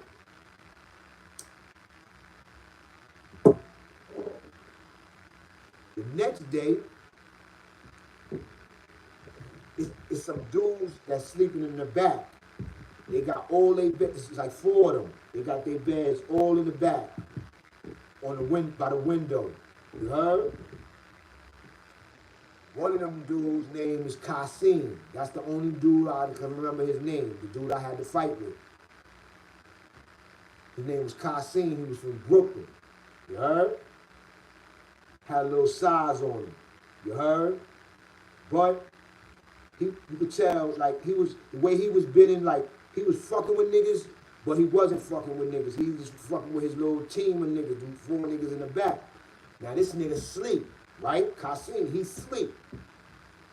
I'm gonna show you how these niggas do. You heard? His own homeboys, they all fall back there. They all beds is right next to each other. They going out together. They eating together. They talk together. They having fun together. They rocking together. They together, man. This nigga sleep. Them niggas take some tissue, put it between his toes, because he got his toes out under the cover. He sleep with the covers over him, and his toes is out. They take some tissue, ball it up, put it between his toes, and they light a match to it. Now I'm sitting on my bed while they doing this shit. My bed is over there. My bed is mad beds from them. But it's mad people on their bed, but I'm on my bed too. So I'm on my bed. I'm watching these niggas do it. I'm watching them do it. He wakes up. Yo, man. Yo, that's my word, man. Yo, that's my word. Niggas playing with me. The only people laughing is his peoples. They the only ones laughing. And a few other niggas in the dome, but me, a few other niggas that was around, niggas ain't laughing. The niggas watched them do it. So niggas it ain't really that funny to me. Yeah? Because I know what they doing. They herbing it. They own men, right? So he gets up, he runs around the whole house screaming, yelling, top of his lungs. Yo, niggas playing with me, fuck that. So there he goes. He start asking different niggas, yo, who did that? Yo, you seen who did that to me? Niggas like, nah. He asked like one other nigga before me. He came to me. I'm on my bed. He like, yo, what's up, B? You just got over here, but yo, you seen who did that to me? I said, no, I ain't seen who did that to you, babe. Cause I know you supposed to know who did that to you, you buster. You heard? So he like, you ain't seen who did that to me, B? All right. And he left, went back to the bed. He's going back to his bed with the niggas that did that to him. They all over there talking. I ain't paying them niggas no mind. One of them niggas called me. Yo, fam, come here for a second. I go over there. What's up? The nigga Kai go, yo, I thought you said you ain't seen nobody. Snuff me. Boom. We doing it. Boom, right there in one spot. So boom, we fall on the floor. We roll on the floor. As soon as I'm about to get on him and start hitting him, his mans pull me off him. Nah, y'all, act for 5 minutes, B. Nah, y'all, act for 5 minutes. Pull me off of him. You heard? Alright, 5 minutes now, nigga. Now it's the second fight now. Now, niggas think it's something sweet about laugh. Yo, Wallace, man. Another 5 minutes, B. Again? I'll be out there, man. Don't worry about it. I'm up front. I'm like this. Now, I told y'all, I had the fight yesterday. I lost that one. Gargamel whipped me out. He beat me up. He didn't beat me up. He won that fight. You heard? If I lose, I look at it as a beat up, nigga. I'm just keeping. I don't gotta get bruised or nothing. If I lose, it's a beat up. You heard? Beat me up. You heard? Boom. So now, we go to fighting. Let's go. Let's go. Now, this is how I hold my hand. Because a nigga that told me how to hold my hands, he said you hold your hands under your eyes. Right here under your eyes so you can always see. You heard? So you can always see. And nothing, you don't hold your hands right here. You don't do all that shit. You hold your hands under your eye. That's the nigga that taught me how to box. You heard? I ain't really get taught how to box. I learned how to fight by fighting, nigga. Just fighting niggas, getting snuffed and all that. You heard? And nigga, I do all the snuffing now. You heard? So now, I hold my hands up like this. So I'm like this with the nigga. He doing all that 52, because he a pretty boy. So he like, he's from Brooklyn. So, and you gotta remember, now another thing about the fighting, the 5 minutes fights, it's just like how the M&A fights now. Y'all see how y'all see the M&A fights? Everybody in the dome, all the prisoners, all the inmates, be in a circle, right in front of the phone area, right in front of the dome, right in front of the bubble. right in front of the phone area. It's a big area because that's the biggest area in every dome, right? So that's where the 5 minutes go down now. And all the inmates be around, like how that shit be, and they be going crazy. Yeah, for every punch, every hit, everything, you got people, yeah, fuck that nigga up, God, yo, do this. And you gotta remember, niggas wanted me to lose. I'm from the other side, and I'm from the Bronx, and I'm just over there, popping up over there. I had everybody in that house against me, B. I'm like this. Pop, pop, pop, pop. I do some dumb shit and try to go low. Because I used to always slam niggas a lot too. But I had to, when you fighting, sometimes you forget that. And when I was fighting 5 minutes, I forgot that you can't really slam niggas. But I was so used to, when I fight all kind of way. I slam niggas, fight with my hands. Nigga, I'm biting niggas. Whatever I gotta do, nigga, I'm gonna do. You heard? So, right? I think I went low because I was gonna slam him, but then I realized I can't slam him. But that just by me going low, that gave him enough time to go boom with his knee. Boom! And this my jaw hit my teeth, hit my bottom out of my lip, my top teeth hit my bottom out of my lip, and busted all that shit. And that shit was leaking out blood crazy in my mouth. So I stopped and I ran to the bathroom. And when I ran in the bathroom, they got them fucked up mirrors. All I could see was just blood in my mouth, crazy. I was like, I ran back out there. Let's go. Let's go. So now, the crowd is going crazy because I'm bloody. I'm bloody. My mouth is bloody. The crowd going crazy. Kyle killing this nigga. Kyle killing this nigga. Word to my mother. Now he really doing 52 on me. He got his hands everywhere. He got his legs wide open. He's styling on me. He talking to me. You heard? He talking his shit. But I'm talking to myself though. I'm like, yo, this nigga don't know that.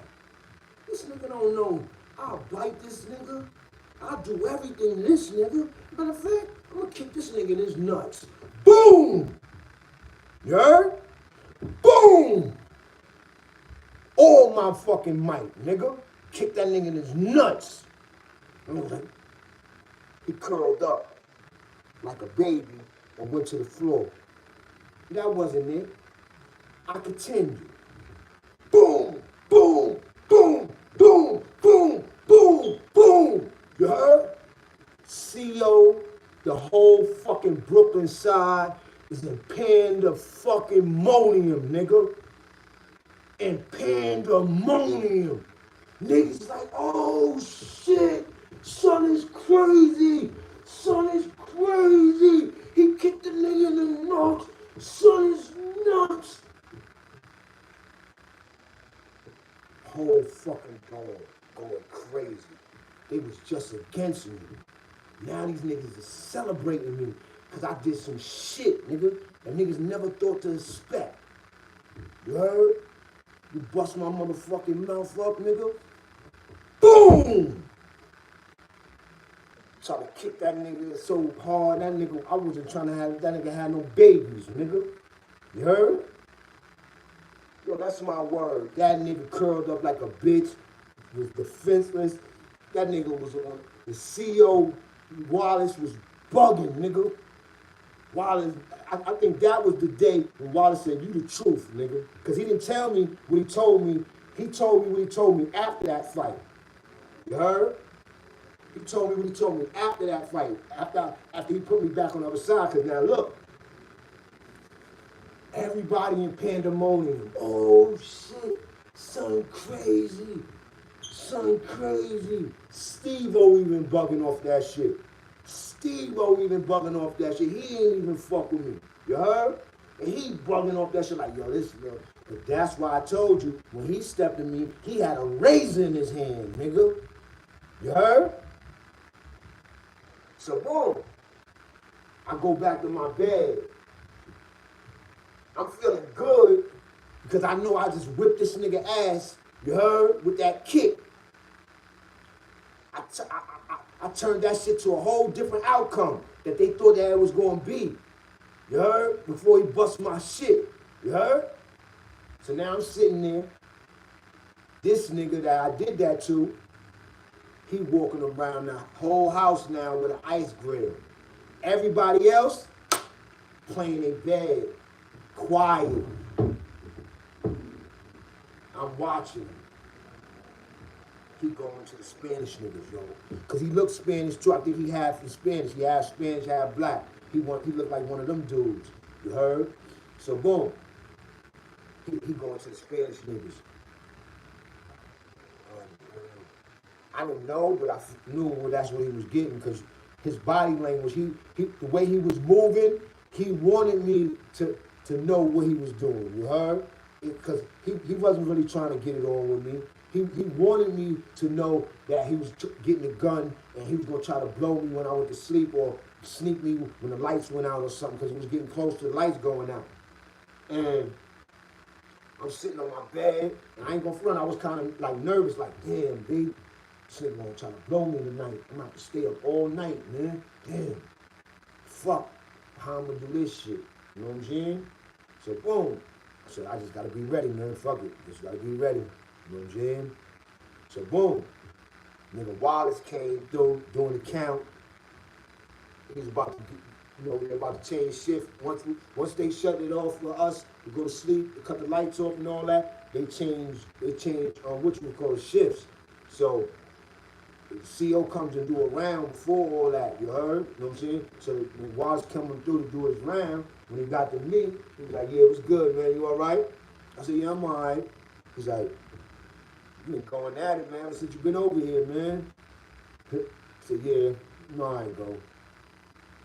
He said, you was going at it over there 5 minutes, now over here.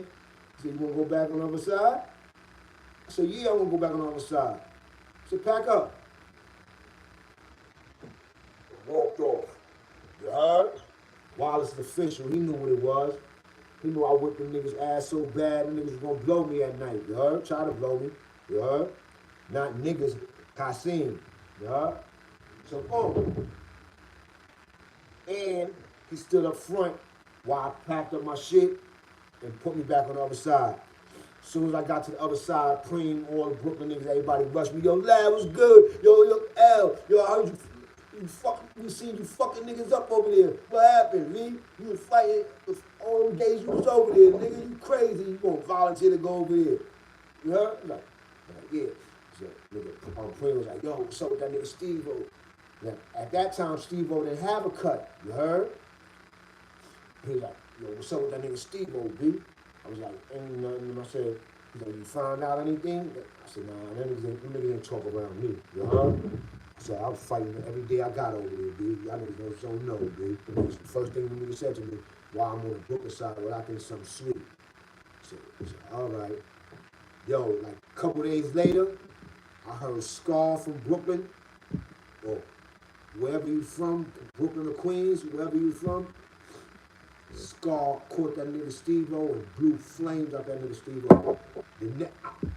One day right after he got cut, I seen Steve-O on the window, because we sometimes you just get on the window waiting for the child cart to come. And niggas be so hungry waiting for the child cart. And niggas be looking out to see if the child cart came yet. One day I was looking out the window to see if the child cart and all that came. And I seen Steve-O in the window. That nigga had a railroad track on his face. So, and it was fresh. The stitches and all that. He had the ugliest ice grill I ever seen a nigga have. You heard? Because when a nigga get cut, it's like that week is terrible, B. That 7 days after you cut, that shit's terrible, B. You go through so much emotions. You be mad at the world, mad at everything, you heard? So he had everything, that look on his face. Like, I seen that look 1,000 times when dudes get cut on the island. Like, they gotta look, after they get cut, they gotta look like they wanna blow up the world, you heard? But most of the time, you can't do shit. You can't do shit. You just gotta take that cut. You know what I'm saying? So that was the big fight that I had on the Brooklyn side, of me volunteering going on the Brooklyn side.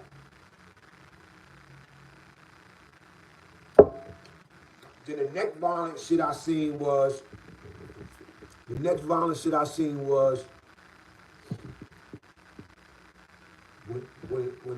a certain individual, I told the story on my platform before, but I'm gonna leave his name out on this story.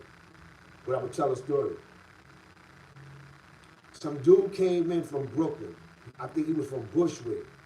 He was a young dude, like my age. When I say young dude, I'm talking about a nigga that's just coming to jail on that bullshit, but he ain't, well, we not really experienced like that. You know what I'm saying? We not really experienced in this jailhouse shit like that. You know what I'm saying? And and he was just from Brooklyn, and he was like a Spanish but black nigga. Like a lot, I could tell at that time on the island, a lot of people that was mixed was having a lot of problems. You heard? Because you got treated a certain way. You got stepped to a certain way, especially if you wasn't known. You heard? So this dude was like a Spanish dude, but you could tell he's Spanish and black. So he came in. I remember as soon as he walked in the door and went to his bed, the Brooklyn niggas was on him so fast, they robbed him of everything. They took his jacket, his sweater, his pants, and everything. His sneakers, everything. And then when they rob you, they throw you other bum shit to put on. Cause you gotta think about it, they taking your shirt, your sweater that you got on. You heard? You could have been wearing that shit for 18 days through central booking and everything, stinking, funky and everything. Niggas know it's a name brand sweater. They looking at, they gonna get that shit to Sean, the washing machine. He gonna clean that shit. They gonna be rocking that shit on visits and to court. You heard? Cause that's all niggas do is steal cold, rob niggas for visits and for court. You heard? They go to court with different shit. And then niggas go to court and rob niggas. You heard? So now look. The dude came through the door. All he did was, he wasn't even in more than 5 minutes. They robbed him of everything he got. This is what was happening to a lot of people that came in the 9. You heard? Remember I told you a nigga came every day? Yeah, this is what was happening. A nigga come in, if you wasn't people's, or you didn't have a name, niggas ain't know you, niggas was robbing you for everything that they wanted from you. And they'll get you out of there. Boom! Gone. Because niggas ain't robbing you and having you around them. Nah, it wasn't doing that. It wasn't robbing niggas and having you living around you. You heard? See, I was living there because I never got robbed. See? Remember I told y'all I was scared of getting robbed even before I went to prison. Because to me, that was the worst thing that could happen to you, getting robbed in jail. You getting robbed by other criminals, B? I'm a robber and I'm getting robbed by other criminals. Like, come on, man, that's crazy. So now, look. And that's the only reason why I was still in the house. And because, like I told y'all, it didn't even cross my mind one time. If I was that type of nigga, see, that lets you know that I'm a brave type of dude. Like, if I was that type of nigga, I would have been got out that crazy ass house. I would have came up with something. I would have jumped on somebody and ran towards that bubble. Because all you had to do was do whatever you had to do and run towards the bubble.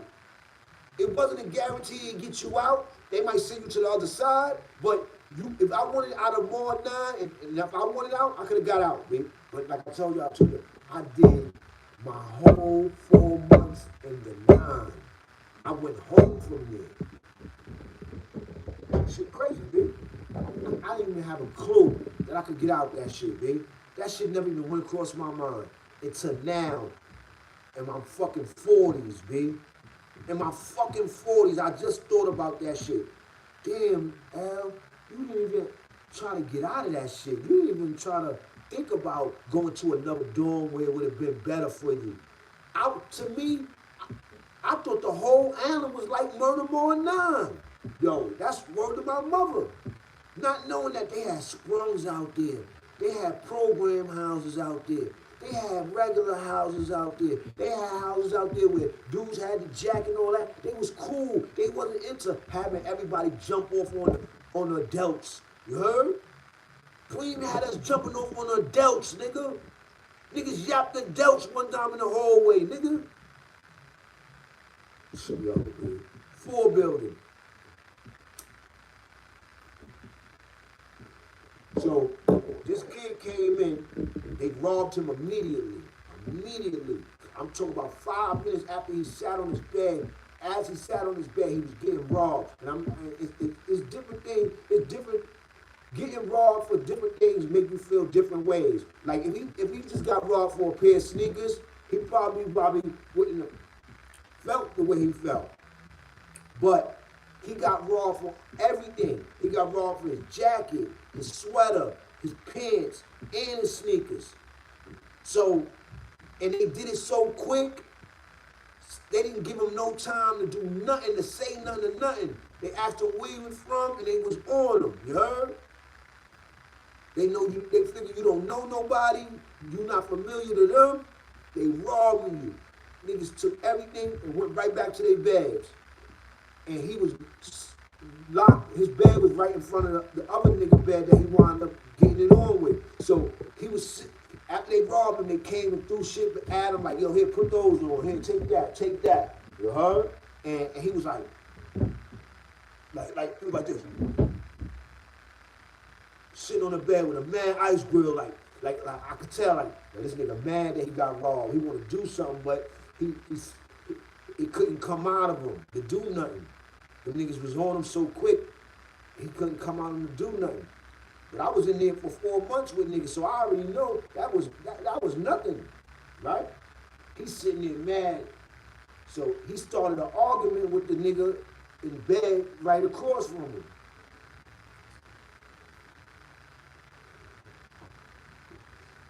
So the nigga, he started an argument. Fuck it. He started an argument with Boxing Ball. You heard? That's what happened. He started an argument with Boxing Ball. And Boxing Ball gave him an option first. He said, yo, let's shoot 5 minutes. He said, all right, let's shoot 5 minutes. Niggas went to the police, asked the police for 5 minutes. Boxing Ball knocked him out. Knocked Cole out, but Boxing Ball had 2 fights in there. Both fights he had 3 fights counting Jose shit coming up after this. He had 2 fights before the Jose shit. And both dudes he had a fight with was bigger than him, diesel than him, stronger than him, and they look like they supposed to beat him. You heard? Word to my mother, Boxing Ball is short, little, petite, but he hit hard, and he know how to box. That nigga knocked both of them niggas out in 5 minutes. Both of them. Different occasions. You heard? Now the nigga that mad that the Brooklyn niggas robbed him, and he's from Brooklyn. He's mad the other Brooklyn niggas robbed him. He got mad at another Brooklyn nigga because his bed was right in front of him. And I guess he probably looking at Ball like he was little and all that. He probably thought something was sweet. He gonna try to get his name up off of him. Because niggas think like that too. So somehow, Ball asked for 5 minutes with him. Ball knocked him out. Boom! Nigga did, Ball, everybody Ball knocked out, fell slow motion. Word to my mother. He the only nigga I seen knock niggas out, and them niggas fall slow motion, B. Them niggas fall slow motion, B. You heard? Them niggas fall slow motion, B. Boom! You heard? And he a little nigga. Brooklyn. Boxing Ball. Doing niggas in. Boom, right? So then, fight is over because it's only 5 minutes. Once you knocked out, it's over. Even if you get up. So the nigga got up, he still want to fight. It's over, nigga. You in the house with nothing but cutters. You heard? It's over. Ball just knocked you out. You heard? You know what I'm saying? So boom, niggas go back to their bed because we was on a burn. We was on a burn at that time too because niggas was getting cut every day. So we had to play our beds. We was on our bed. So after the fight, niggas went back to their bed. So niggas just laugh. So Ball is sitting on his bed, and Homeboy sitting on his bed, and Ball is shitting on him. Yeah, B, fucked you up, nigga. I knocked you out, nigga. Don't you ever try to fuck with niggas and all that. So Money talking shit back to Ball. Fuck you, man. Word up, man. Word up. Acting like he gonna continue this shit with Ball. Right? Pardon me, y'all.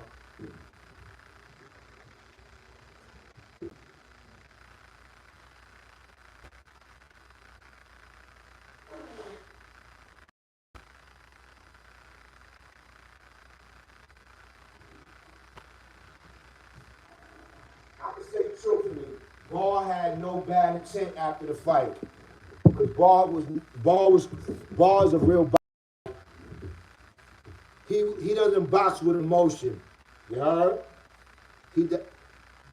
Both knockouts was no emotion involved in that. It was just straight boxing. So Ball wasn't taking it personal. Ball knew he did what he had to do. He did what he set out to do. Knock that nigga out in front of everybody, like he been doing. I'm just keeping it real with y'all. So boom, Money is like fake threatening Ball. Like letting Ball know from his bed, yeah, nigga, it's not over. We gonna get it and all that, and this and that. So somehow, niggas did Ball ice pick. Ball gave it to that nigga. You heard? That nigga was so folio, he was trying to hold it down. He was trying to hold down an ice pick. You heard? A lot of the Brooklyn niggas that robbed him, they got scared and nervous. They ran over to him, yo, what you doing? Go to the police. Tell them you can't live. No, you gotta go to the infirmary, bro. You just got hit. Get out of here. He didn't want to leave. The nigga was like, nah, I ain't going nowhere. He was hit. He was a real one. He wasn't snitching, nothing. He got hit and still didn't want to go up front to tell him that he hit to get medical attention. And he didn't get cut. He got hit with an ice pick. You heard? So boom. I remember them niggas scared. I remember them niggas' faces. Them niggas were scared to death. They were like, nah, bro, you gotta get out of here, bro. And then they picked him up and they walked him to the front. Cause he started getting weak after that. After he was saying, nah, I ain't going nowhere, he started getting weak. And then that's when they picked him up quick. They said, come on, yo. They took him up front and they banged on the door. Bang, get him out of here. Get him out of here. Police came, regular like nothing. Seen that he fucked up. Then they called, hit the bell, the pin and everything or whatever. Yo, that's my word, B. Turtles came in after that. Took all our commissary, took commissary from everybody locker. Lined us up butt-ass naked behind one another. You heard? Butt-ass naked. They lined us up all behind one another, butt-ass naked. You heard? They had all our commissary in the middle of the floor where we fight the 5 minutes at. They started stomping all our commissary with their big metal boots and all that. Stomping all the cookies, all the cakes, all the tangs, all the everything. They took everybody commissary out their lockers and put it all together and they stomped it all out in the middle of the floor. Took our phones, took our TV. It was like, go back to your fucking bed. They punched on a few niggas here and there that didn't comply with the rules and all that of lining up and doing this. You know, certain niggas complained about being naked behind niggas. They beat niggas up quick. Boop, bop, boop, bop, bop. Got niggas out of here. You heard? Like, niggas standing like this, looking straight. Not making a move, B. These big CO niggas, you heard? The sticks and all that, you heard? Boom. Then they tell us to go back to our beds. We go to our beds 3 hours later. They come back again. But this time they got the warden with them, or the whole Rikers Island. Black nigga. He come in. Yo, I'm the warden. I'm getting reports that this is the worst house in my whole building in Rikers Island in the C-74. And y'all almost killed that guy with that ice pick. I don't care if y'all stab or cut each other up in this motherfucker, but y'all gonna give me that ice pick. Y'all gonna give me that ice pick. I don't give a damn if y'all cut each other up in here. Y'all gonna give me that ice pick. Y'all almost killed that man in here. Everybody quiet.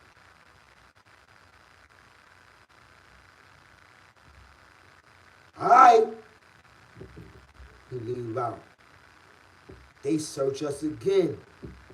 Get up now. Search. We can't believe it. Y'all just searched us out. No. Get up. Hands on. Oh my God. You heard? Butt naked again. Searching niggas. Going on all throughout the whole house looking for the ice pick. They don't know we got 3 of them shits in the house. I mean, he got them. The house didn't even know he got them. That shit, them shits came out. That shit came out at that time. Cause Ball didn't fuck with the Brooklyn niggas like that. He did, but it was him and Slaughter. Him and Slaughter. And he fucked with everybody. So now, I guess that's why he went that way and got that pick. Because them niggas had raises and shit, and they didn't get them. They had the shit from out the window that I told you the shit that Jose tried to stab me with, he nicked me with on my neck over here. You heard? And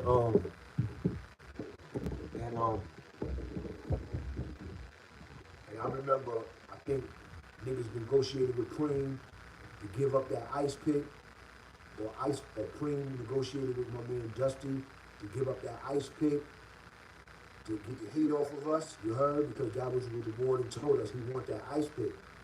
That's what he wanted, and he was keep sending the ERU through to search us until he get it.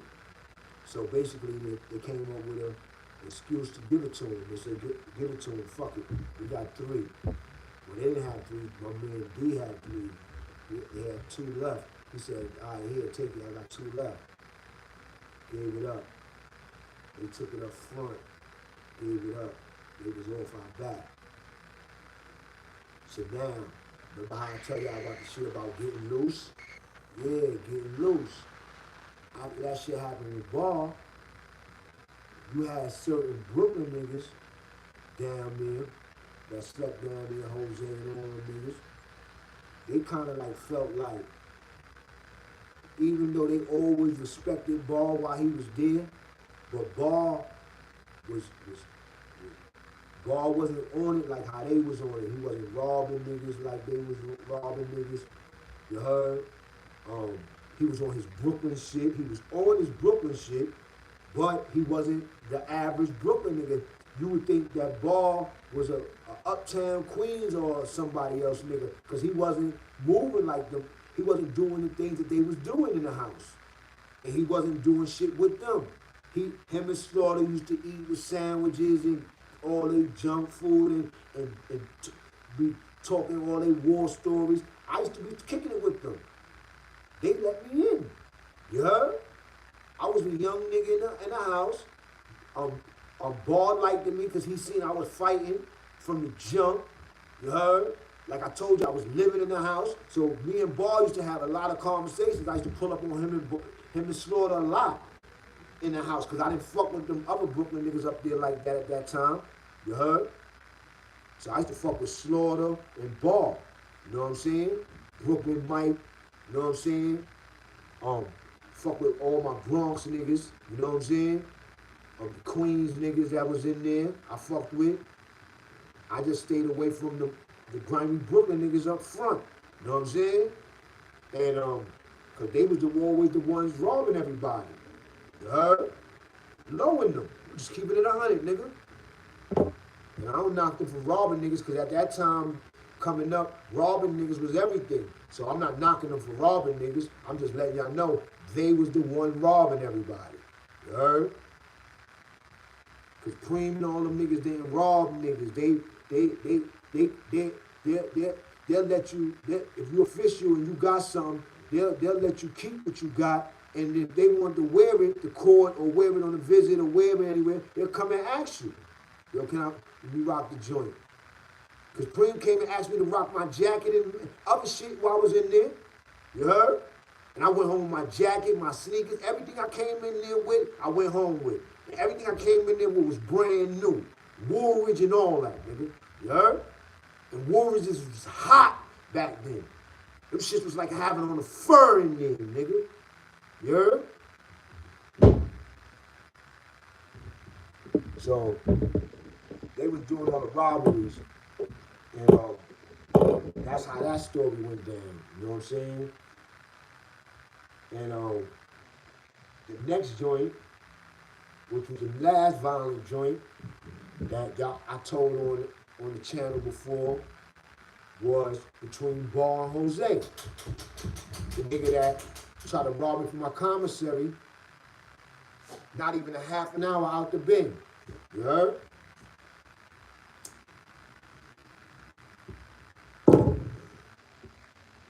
All that time when I was in there with Jose was official. Not just because I'm not going to try to take nothing. No, I can't take nothing away from Jose just because he tried to stab me from my commissary or he nicked me in the neck. You heard? Can't take nothing away from that gangster. He was a gangster. But he was the type of gangster dude that I didn't fuck with. You heard? I fucked with all the gangster niggas that was in the house, but I didn't fuck with Jose. And he didn't fuck with me. And like I told you, even after the incident with me, he lived around me that whole time, to the time when he got it on with Ball. You heard? So that lets you know that I wasn't really no threat to him, but he didn't trust me either. He always looked at me with the sneaky eye. He never let me play him close, and I never let him play me close. We always kept our distance, even though we were still living in the same house. But that let you know that how I am. Your little busting your little gun, or your little rep, or your gangster and all that shit would never ever scare a nigga like me, nigga. You heard? And that goes for anybody out there, you heard? Anybody. I'm ready to die for my shit, nigga. You heard? Y'all niggas out here playing games on the internet, thinking that everybody is joking and all that. Alright. I'll die or kill if I have to for me, nigga. I'm just telling y'all.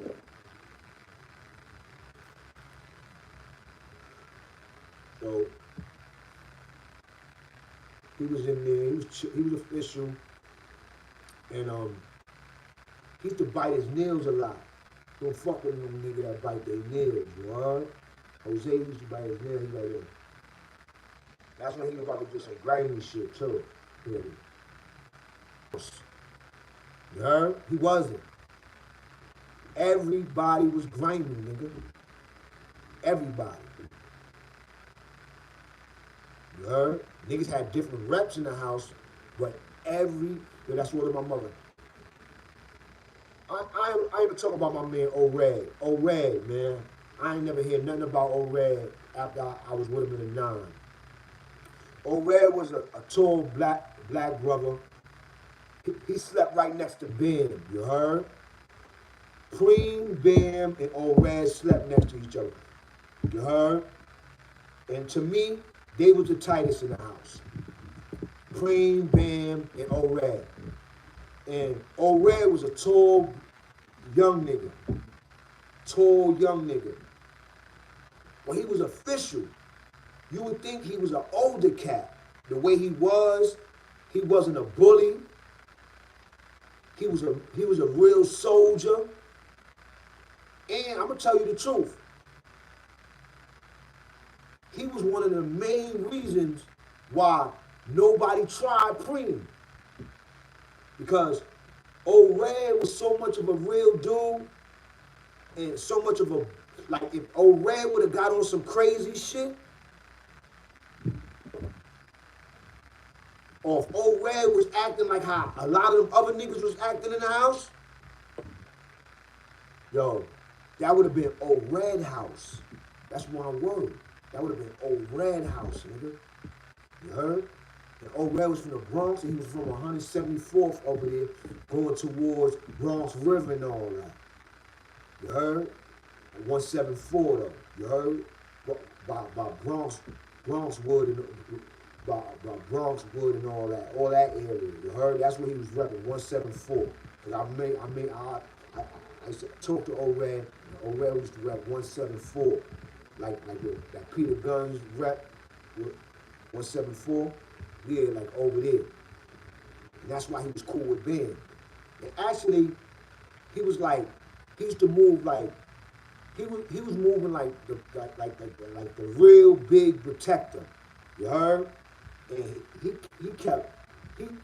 niggas knew that Preem had old Red and Puerto Rican Ant from Kingsbridge, Puerto Rican Ant from 194 and all that. You heard? I heard he got killed or he died out years ago back then after that time. But Puerto Rican Ant, because these are motherfuckers that had Preem back. And they was real. And these niggas was in a 9 holding it down. Dolo. But they was rolling with the Bronx mob. You heard? You know what I'm saying? And Red, Bam, all of them was part of me, Stacy, Will, because Will wound up coming, Puerto Rican Will from Cyprus. You heard? He came out the box. As soon as he came out the box, Preem gave him a phone. Him and Ant had the phone, Puerto Rican Ant from 194.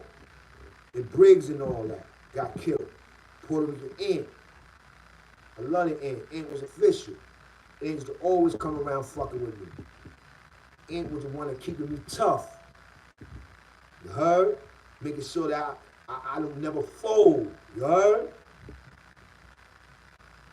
I'm gonna get Ant. So these are motherfuckers I'll never forget, man. These niggas I'll never forget. And the shit that I learned from Preem and them, and all them niggas in there, I was able to take along. I was able to take that style of bidding along with me whenever I bid it. And I always was at the top of the food chain fucking with the niggas. You heard? So, like I told Preem, and I told him the other day, I said, yo, Preem, B, you taught niggas so much without even teaching niggas, B. The shit you taught me in the 9, B, about loyalty, riding together, and all this shit and this, and being riding for your borough and all that, you heard? Yo, I took that shit with me everywhere, man, and that shit always kept me on the top. I always gonna blow a nigga before a nigga gonna blow me. If a gun happened, I always was successful. I'm not saying everything gonna be good, you know. I'm just saying basically, I learned a lot. I learned how to bid from that one time, B. From that 4 months in Murder Mall 9, B. And down the line, I went through upstate, all that shit, on another bid and all that. And I went through my shit, but if it wasn't for the shit that I already knew, and I learned from Preem and them niggas, and them Brooklyn niggas down there, I wouldn't have knew what jail was all about. I wouldn't have went up there and knew that I could get snaked. I wouldn't have went up there not trusting them niggas, you heard? I would have went up there trusting them niggas, you heard? When I went up north, I wasn't trusting none of them niggas, B. I didn't have to join the gang not to trust niggas. You heard? I learned all that shit in Murder More 9. Not to trust niggas, bitch. In jail. You don't trust nobody, nigga. You heard? So, that's all the violence that I seen in them 3 months on Murder More 9, bitch. You heard? I just named about 6 violent events. You heard? Probably 7. Counting the fight when I was over there fighting the Brooklyn niggas. You heard? But that shit wasn't sweet, y'all. 91 was crazy, B. You know what I'm saying? 91 was crazy, B. Everybody was blowing niggas, B. You know what I'm saying? And at that time, I was a young nigga and only had 4 months on the island, but it was the wildest, worst house in the building. So I was privileged to hear a lot of things. I was hearing about Ewok and Two Upper, him and Frazier. You heard? And how they was moving around the building. They had the building on freeze. Niggas couldn't tell them two dudes nothing in 1991 on Rikers Island. I seen Frazier walking down the hall on a hunt, nigga. He even looked at me, looked me up and down. You heard? And I knew it was Frazier because he looked just like Joe Frazier. And I was already talking to somebody in the 9, like, yo, what Bronx niggas is in the building, repping off and all that. There's a Frazier here, because you know I asked for the regular names that I always heard about. And they was like, nah, they gone. They went up north. They ain't here no more. They went to Adele. Such and such went to Adele. Such and such went up north. Such and such went to Adele. That's what you hear about niggas. You heard? So I was like, who here? You got Frazier in the building. You got Ewok in the building. You got what you call it? They even brought a son name. The son that I did the interview on. Dad, son from up there by the valley and all that. Not my son. Pretty black. The other bro. You heard? It's coming to me. K9. You heard? They was even talking about K9. You heard? I was hearing about K, because I think K9 at that time was in Mar 4 Upper or something like that. Mar 4 Lower. You heard? The program house, something like that. They were talking about Wacko was there. These are all the Bronx niggas that was around, that had a little name on the island. Wacko, Germs, definitely Germs. Not the Jamaican Germs, my Scooby. The other Germs, Fuquan Man Germs, you heard, from the Bronx, you heard? And light-skinned Germs, they were talking about Germs. They was talking about Ron Dew too. Well, even though Ron Dew was from Brooklyn, but Ron Dew was making mad noise. Ron Dew, now the niggas from Brooklyn that they was talking about, all right, Ron Dew, Dexter was there. Dexter was like one of the main niggas. Scar was one of the main niggas that blew Steve-O. Scar they definitely was talking about Scar. They was talking about Shoe Shine. You heard? They was talking about Shoe. You heard? Brooklyn had a lot of niggas, baby. And Brooklyn had a lot of niggas that didn't have a name that was tough. And that if you was in a house with them niggas, them tough niggas wasn't fucking with them niggas, because they knew who they was. You heard? Them niggas would lay your ass out in the street. You heard? Yeah, B. Because that was another thing. See, that was the thing about, in that era, a lot of niggas from Brooklyn got killed in that era too, because back in that era, a lot of people was doing shit to people in jail, and they was seeing people in the street. And people was handling their ass. You heard? Niggas was handling their ass. You know what I'm saying? So, back in those days, you do something in jail, that shit just didn't mean that it was over, nigga, because it was in jail, nigga. Niggas was going home. Niggas was going to body you, nigga, or put their cousins on you when you get home or something, nigga. You was getting handled for that, nigga. You heard? But that ain't stopped niggas from getting cut, though. Niggas was cutting everybody. Everybody got cut. That's the crazy shit about Rikers Island. When you first get there, when I first got there in 91, it's like two, maybe, it might be, no exaggeration, it might be 3 out of every 5 people got a cut on their face, B. When I first went to Rikers Island, everybody had a cut on their face, B. You heard? And don't think punks is the only niggas that get cut or suckers and all that. Yo, all the tough niggas got the cuts on their face. The tough niggas. Because when you get cut, sometimes a nigga get cut, that shit'll turn you into an animal. Turn you into an animal. It's a lot of dudes that they probably wasn't crazy like that. You heard? They wasn't cutting niggas like that at first. But when they got cut, them niggas turned to an animal. You heard? Then I met niggas that got cut and they got pussy. You heard? A cut could also make you pussy. You heard?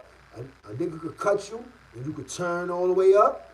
A nigga could cut you and or you could turn all the way down and be pussy. You heard? So getting cut is real life changing, B. You ain't gonna never be the same. That's what they tell you. You ain't gonna never be the same. You heard? And that was another thing. Once I was on an island in 1991 with all them niggas in the 9, that was what I used to worry about every day, getting cut on my face. You heard?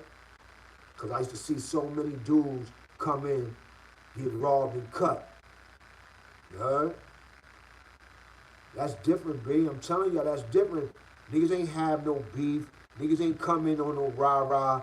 Niggas came in and got robbed and cut just because niggas don't want you around them no more. They don't.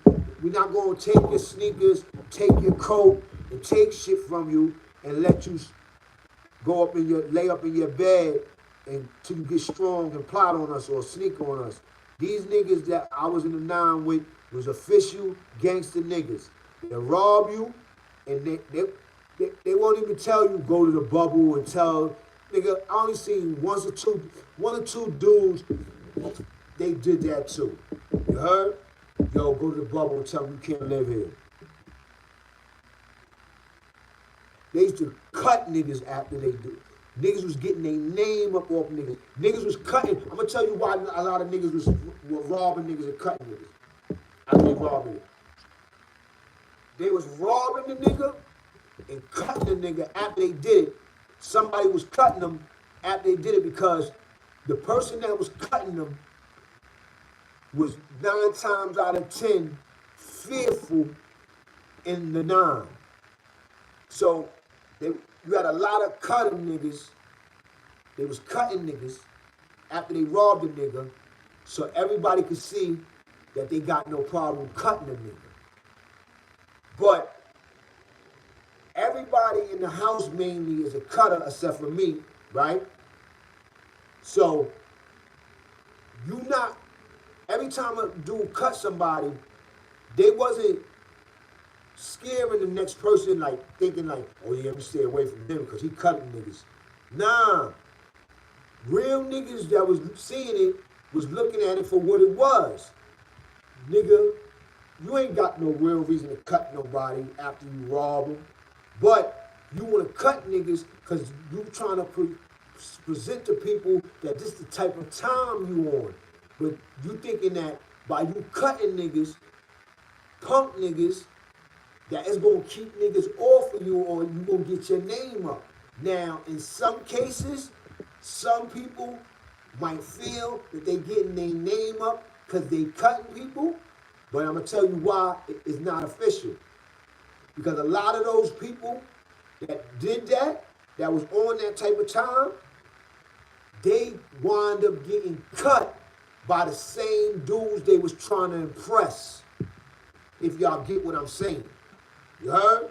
So when niggas was robbing niggas and cutting niggas, they was only doing that to impress other niggas that they knew that's how they get down.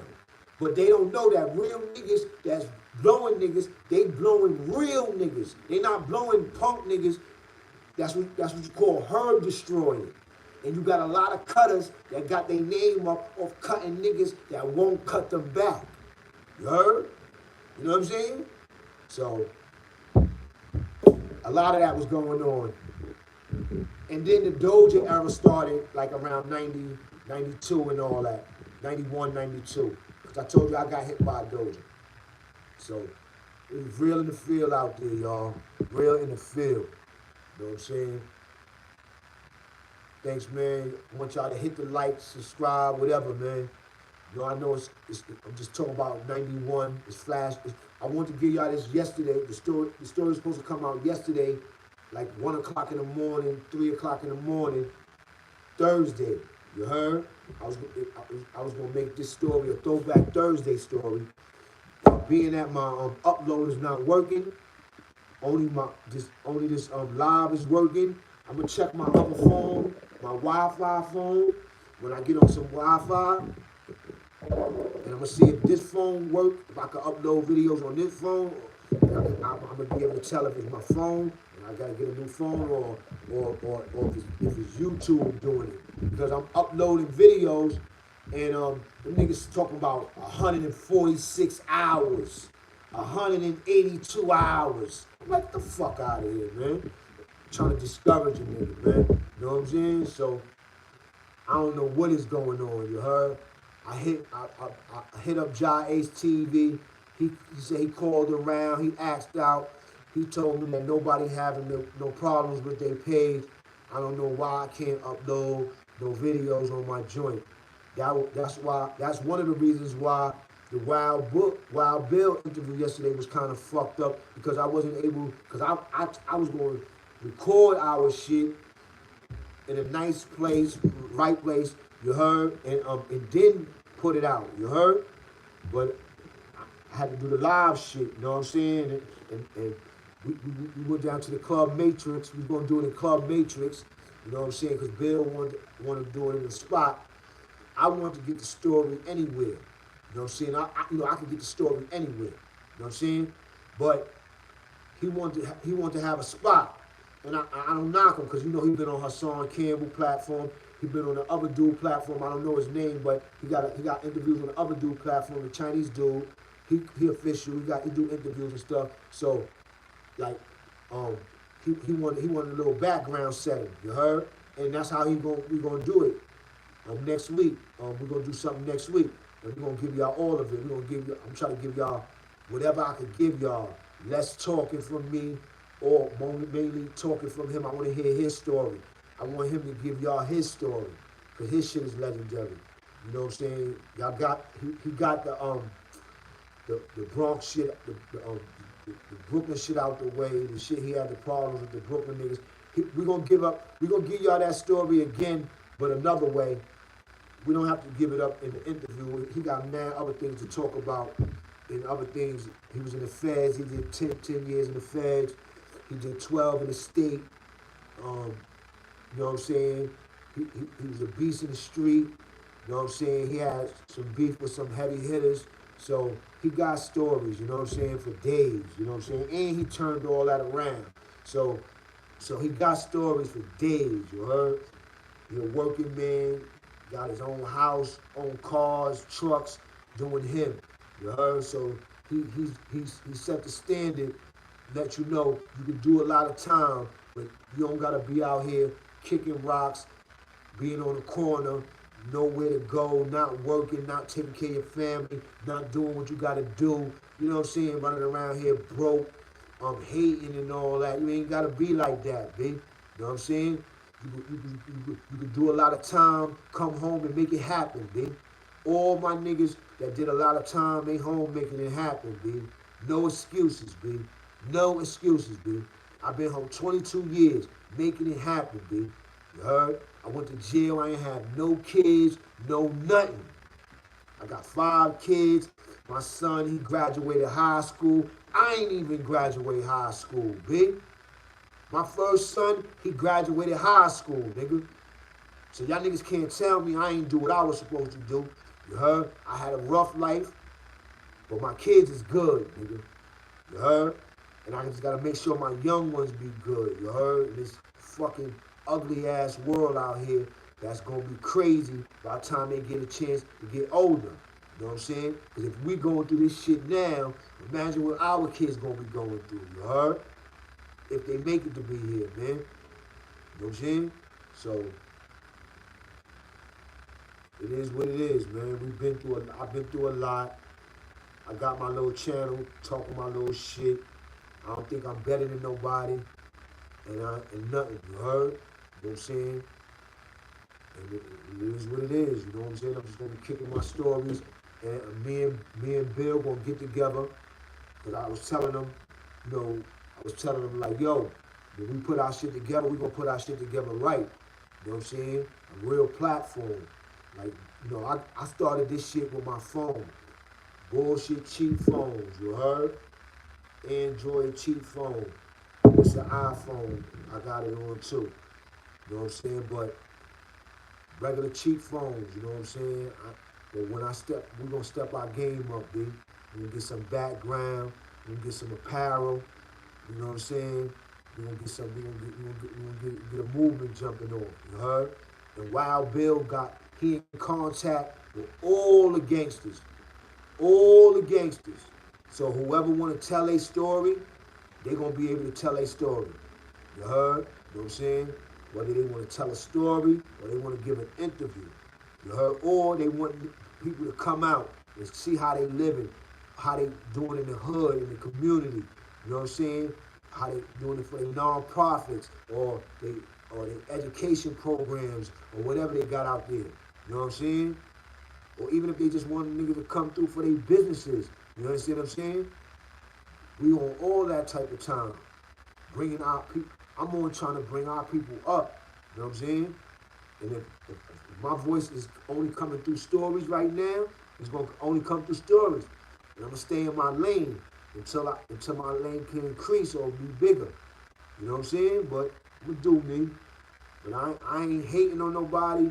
I ain't even getting no money off of this shit. Everything, I got all the videos up there. All that shit came from me.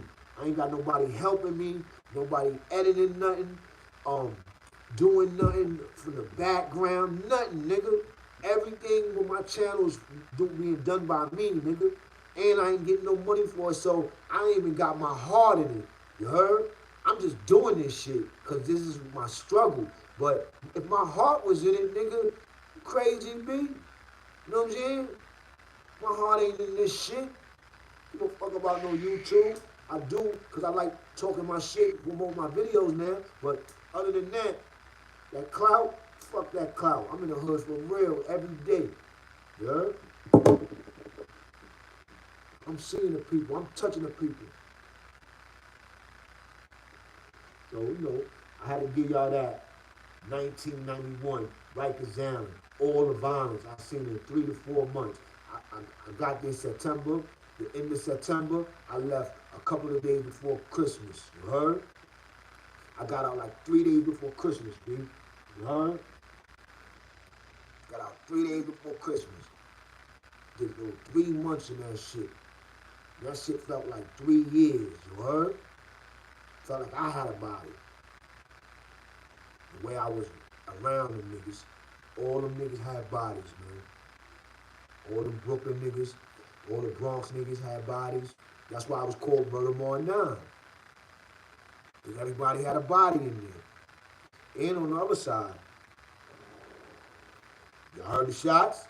Y'all heard the shots? See? It was busting in my hood, nigga. When I go out my side, police outside of my building. They've been out there for like a week and a half now. Stationed out there. Y'all still heard shots. It's on, nigga. It's the hood, nigga. You heard? I'm about to go out there right now. After I do this video, I'm about to go out there. You heard? Not out there, but I'm going to my hood, dude. Fuck me around here. You ain't playing,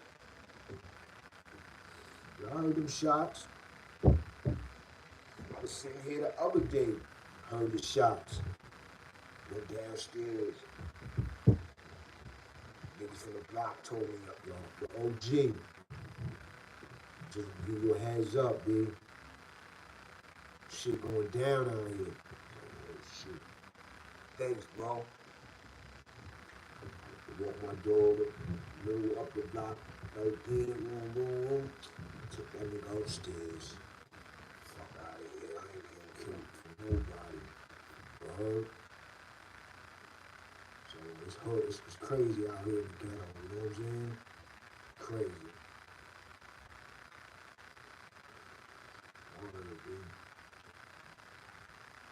Yeah, I felt I had to give y'all that. I was trying to give y'all that story. I told you I got that story downloaded. Yo, I downloaded that. I tried to upload that shit to my YouTube like 10 different times in 2 days, dude. It's not accepting my joint, man. I don't know what's going on. But my live is working, so something is working. I don't know what's going on, man. I don't know if it's my phone or the YouTube. So I gotta get to the bottom line of that, man. You know what I'm saying? I don't think I got no strikes or nothing because I looked at my thing. They ain't send me nothing saying that I can't post or nothing. So I don't know what it is, B. So I'm thinking it's just my phone. I'm gonna try to post on my Wi-Fi phone a video just to see if it posts on my YouTube. Then I know it's just this phone, the iPhone. But if I can't post on this, I know that it's the YouTube. That shit used to do that before, like a year ago, 2 years ago. It was doing that shit. I upload a video, shit come up 147 hours. Shit supposed to clear in about 20 minutes, you heard? They're supposed to check the video, make sure you ain't doing certain things at the beginning of the video and all that, and then they clear it, you know what I'm saying? But for the last 2 days, everything I try to upload, except for the live, is not going through. And even after the live, it's not even going through like that. It's up, but it's not, I can't see it post to my page, to my YouTube page. Shit is weird, man. Jai Ace TV told me he called around. Shout out to Jai Ace TV. Got that dope channel over there. Go check him. He told me that he called around. Nobody else was having any problems with their YouTube. So I don't know what the hell it is. I dropped my phone a few times. I don't know if it's that, but while dropping my phone, I'm gonna fuck up my YouTube. That shit don't make no sense. So I don't know what the fuck it is, dude. So that's why I gave y'all this story on live. You know what I'm saying? I don't really do lives. I'm gonna start doing them more. If I gotta do lives just to talk to my people, to give y'all stories, I'm gonna start doing them, you heard? Just make sure I'm in a quiet place. Y'all can hear me good, and stuff, shit like that. You heard? But check out L Famous TV coming in the future. Cause I told Wild Bill we ain't gonna just rush it just to be thirsty to give people's at work. We're gonna put together something, we're gonna put it together right, and it's gonna be official. You know what I'm saying? It's gonna be official. And I see the vision, you know what I'm saying? I'm not a selfish dude, he not a selfish dude. I don't even mind adding him to my channel. That's the type of nigga I am, nigga. When you official and you coming official, nigga, I ain't scared of nothing, nigga. We can do this together, nigga. You heard? But we gonna start a whole new channel with just me and him. You heard? Going at it, talking about everything that need to be talked about from our perspective. You know what I'm saying? Whether niggas wanna hear it or not. You heard? Niggas listening to all that other meatball shit out there. Y'all niggas might as well get this shit. You know what I'm saying? Get that work. You know what I'm saying? Don't be biased. Don't be biased. You know what I'm saying? So, we let y'all niggas go. Ain't nothing special. I gave y'all some good work. All the violence in 1991, 3 months on Rikers Island. I was only 16 years old. My first time on the island. I didn't go through DFY. I didn't go through Spofford. I didn't go through Tryon. I didn't go through all them spots. You heard? You know what I'm saying? I was in a group home for 2 years, but a group home is not like the other spots. You had DFY, you heard? Only thing that you do in the group home that niggas do in DFY is fight. That's how I know how to fight. Cause I was fighting in that group home, nigga. You heard? Fucking white boys up, fucking everybody up. You know what I'm saying? That's when I used to be slamming niggas on their head. I remember I slammed a white boy on his head, gave the nigga a concussion, nigga. You heard? I almost got in trouble for that shit, nigga. You know what I'm saying? I used to be slamming niggas back then. You know what I'm saying? But by the time I was 16, I was fighting niggas, fucking niggas up, doing what I had to do to survive. And then fucking land with them, all them lions and fucking bears, man. You heard? And a lot of them niggas I was in the nine with was name brand niggas. All them niggas I was in the nine with was name brand niggas. Low, Jose, Bless, Boxing Ball, Slaughter, Preem, Bam, you heard? Will, Puerto Rican June, you heard? Fucking Little Ock, you know what I'm saying? Raw Dog was there when I first got there. Wacko was there when I first got there. Mad, the other Brooklyn niggas came through the nine that I knew they was official because how I seen Brooklyn niggas treating them niggas and they wasn't rolling with the crowd. They was holding it down dolo, you heard? Because there's a difference. You can roll with the crowd or you can hold it down dolo. And niggas that hold it down dolo always stand out.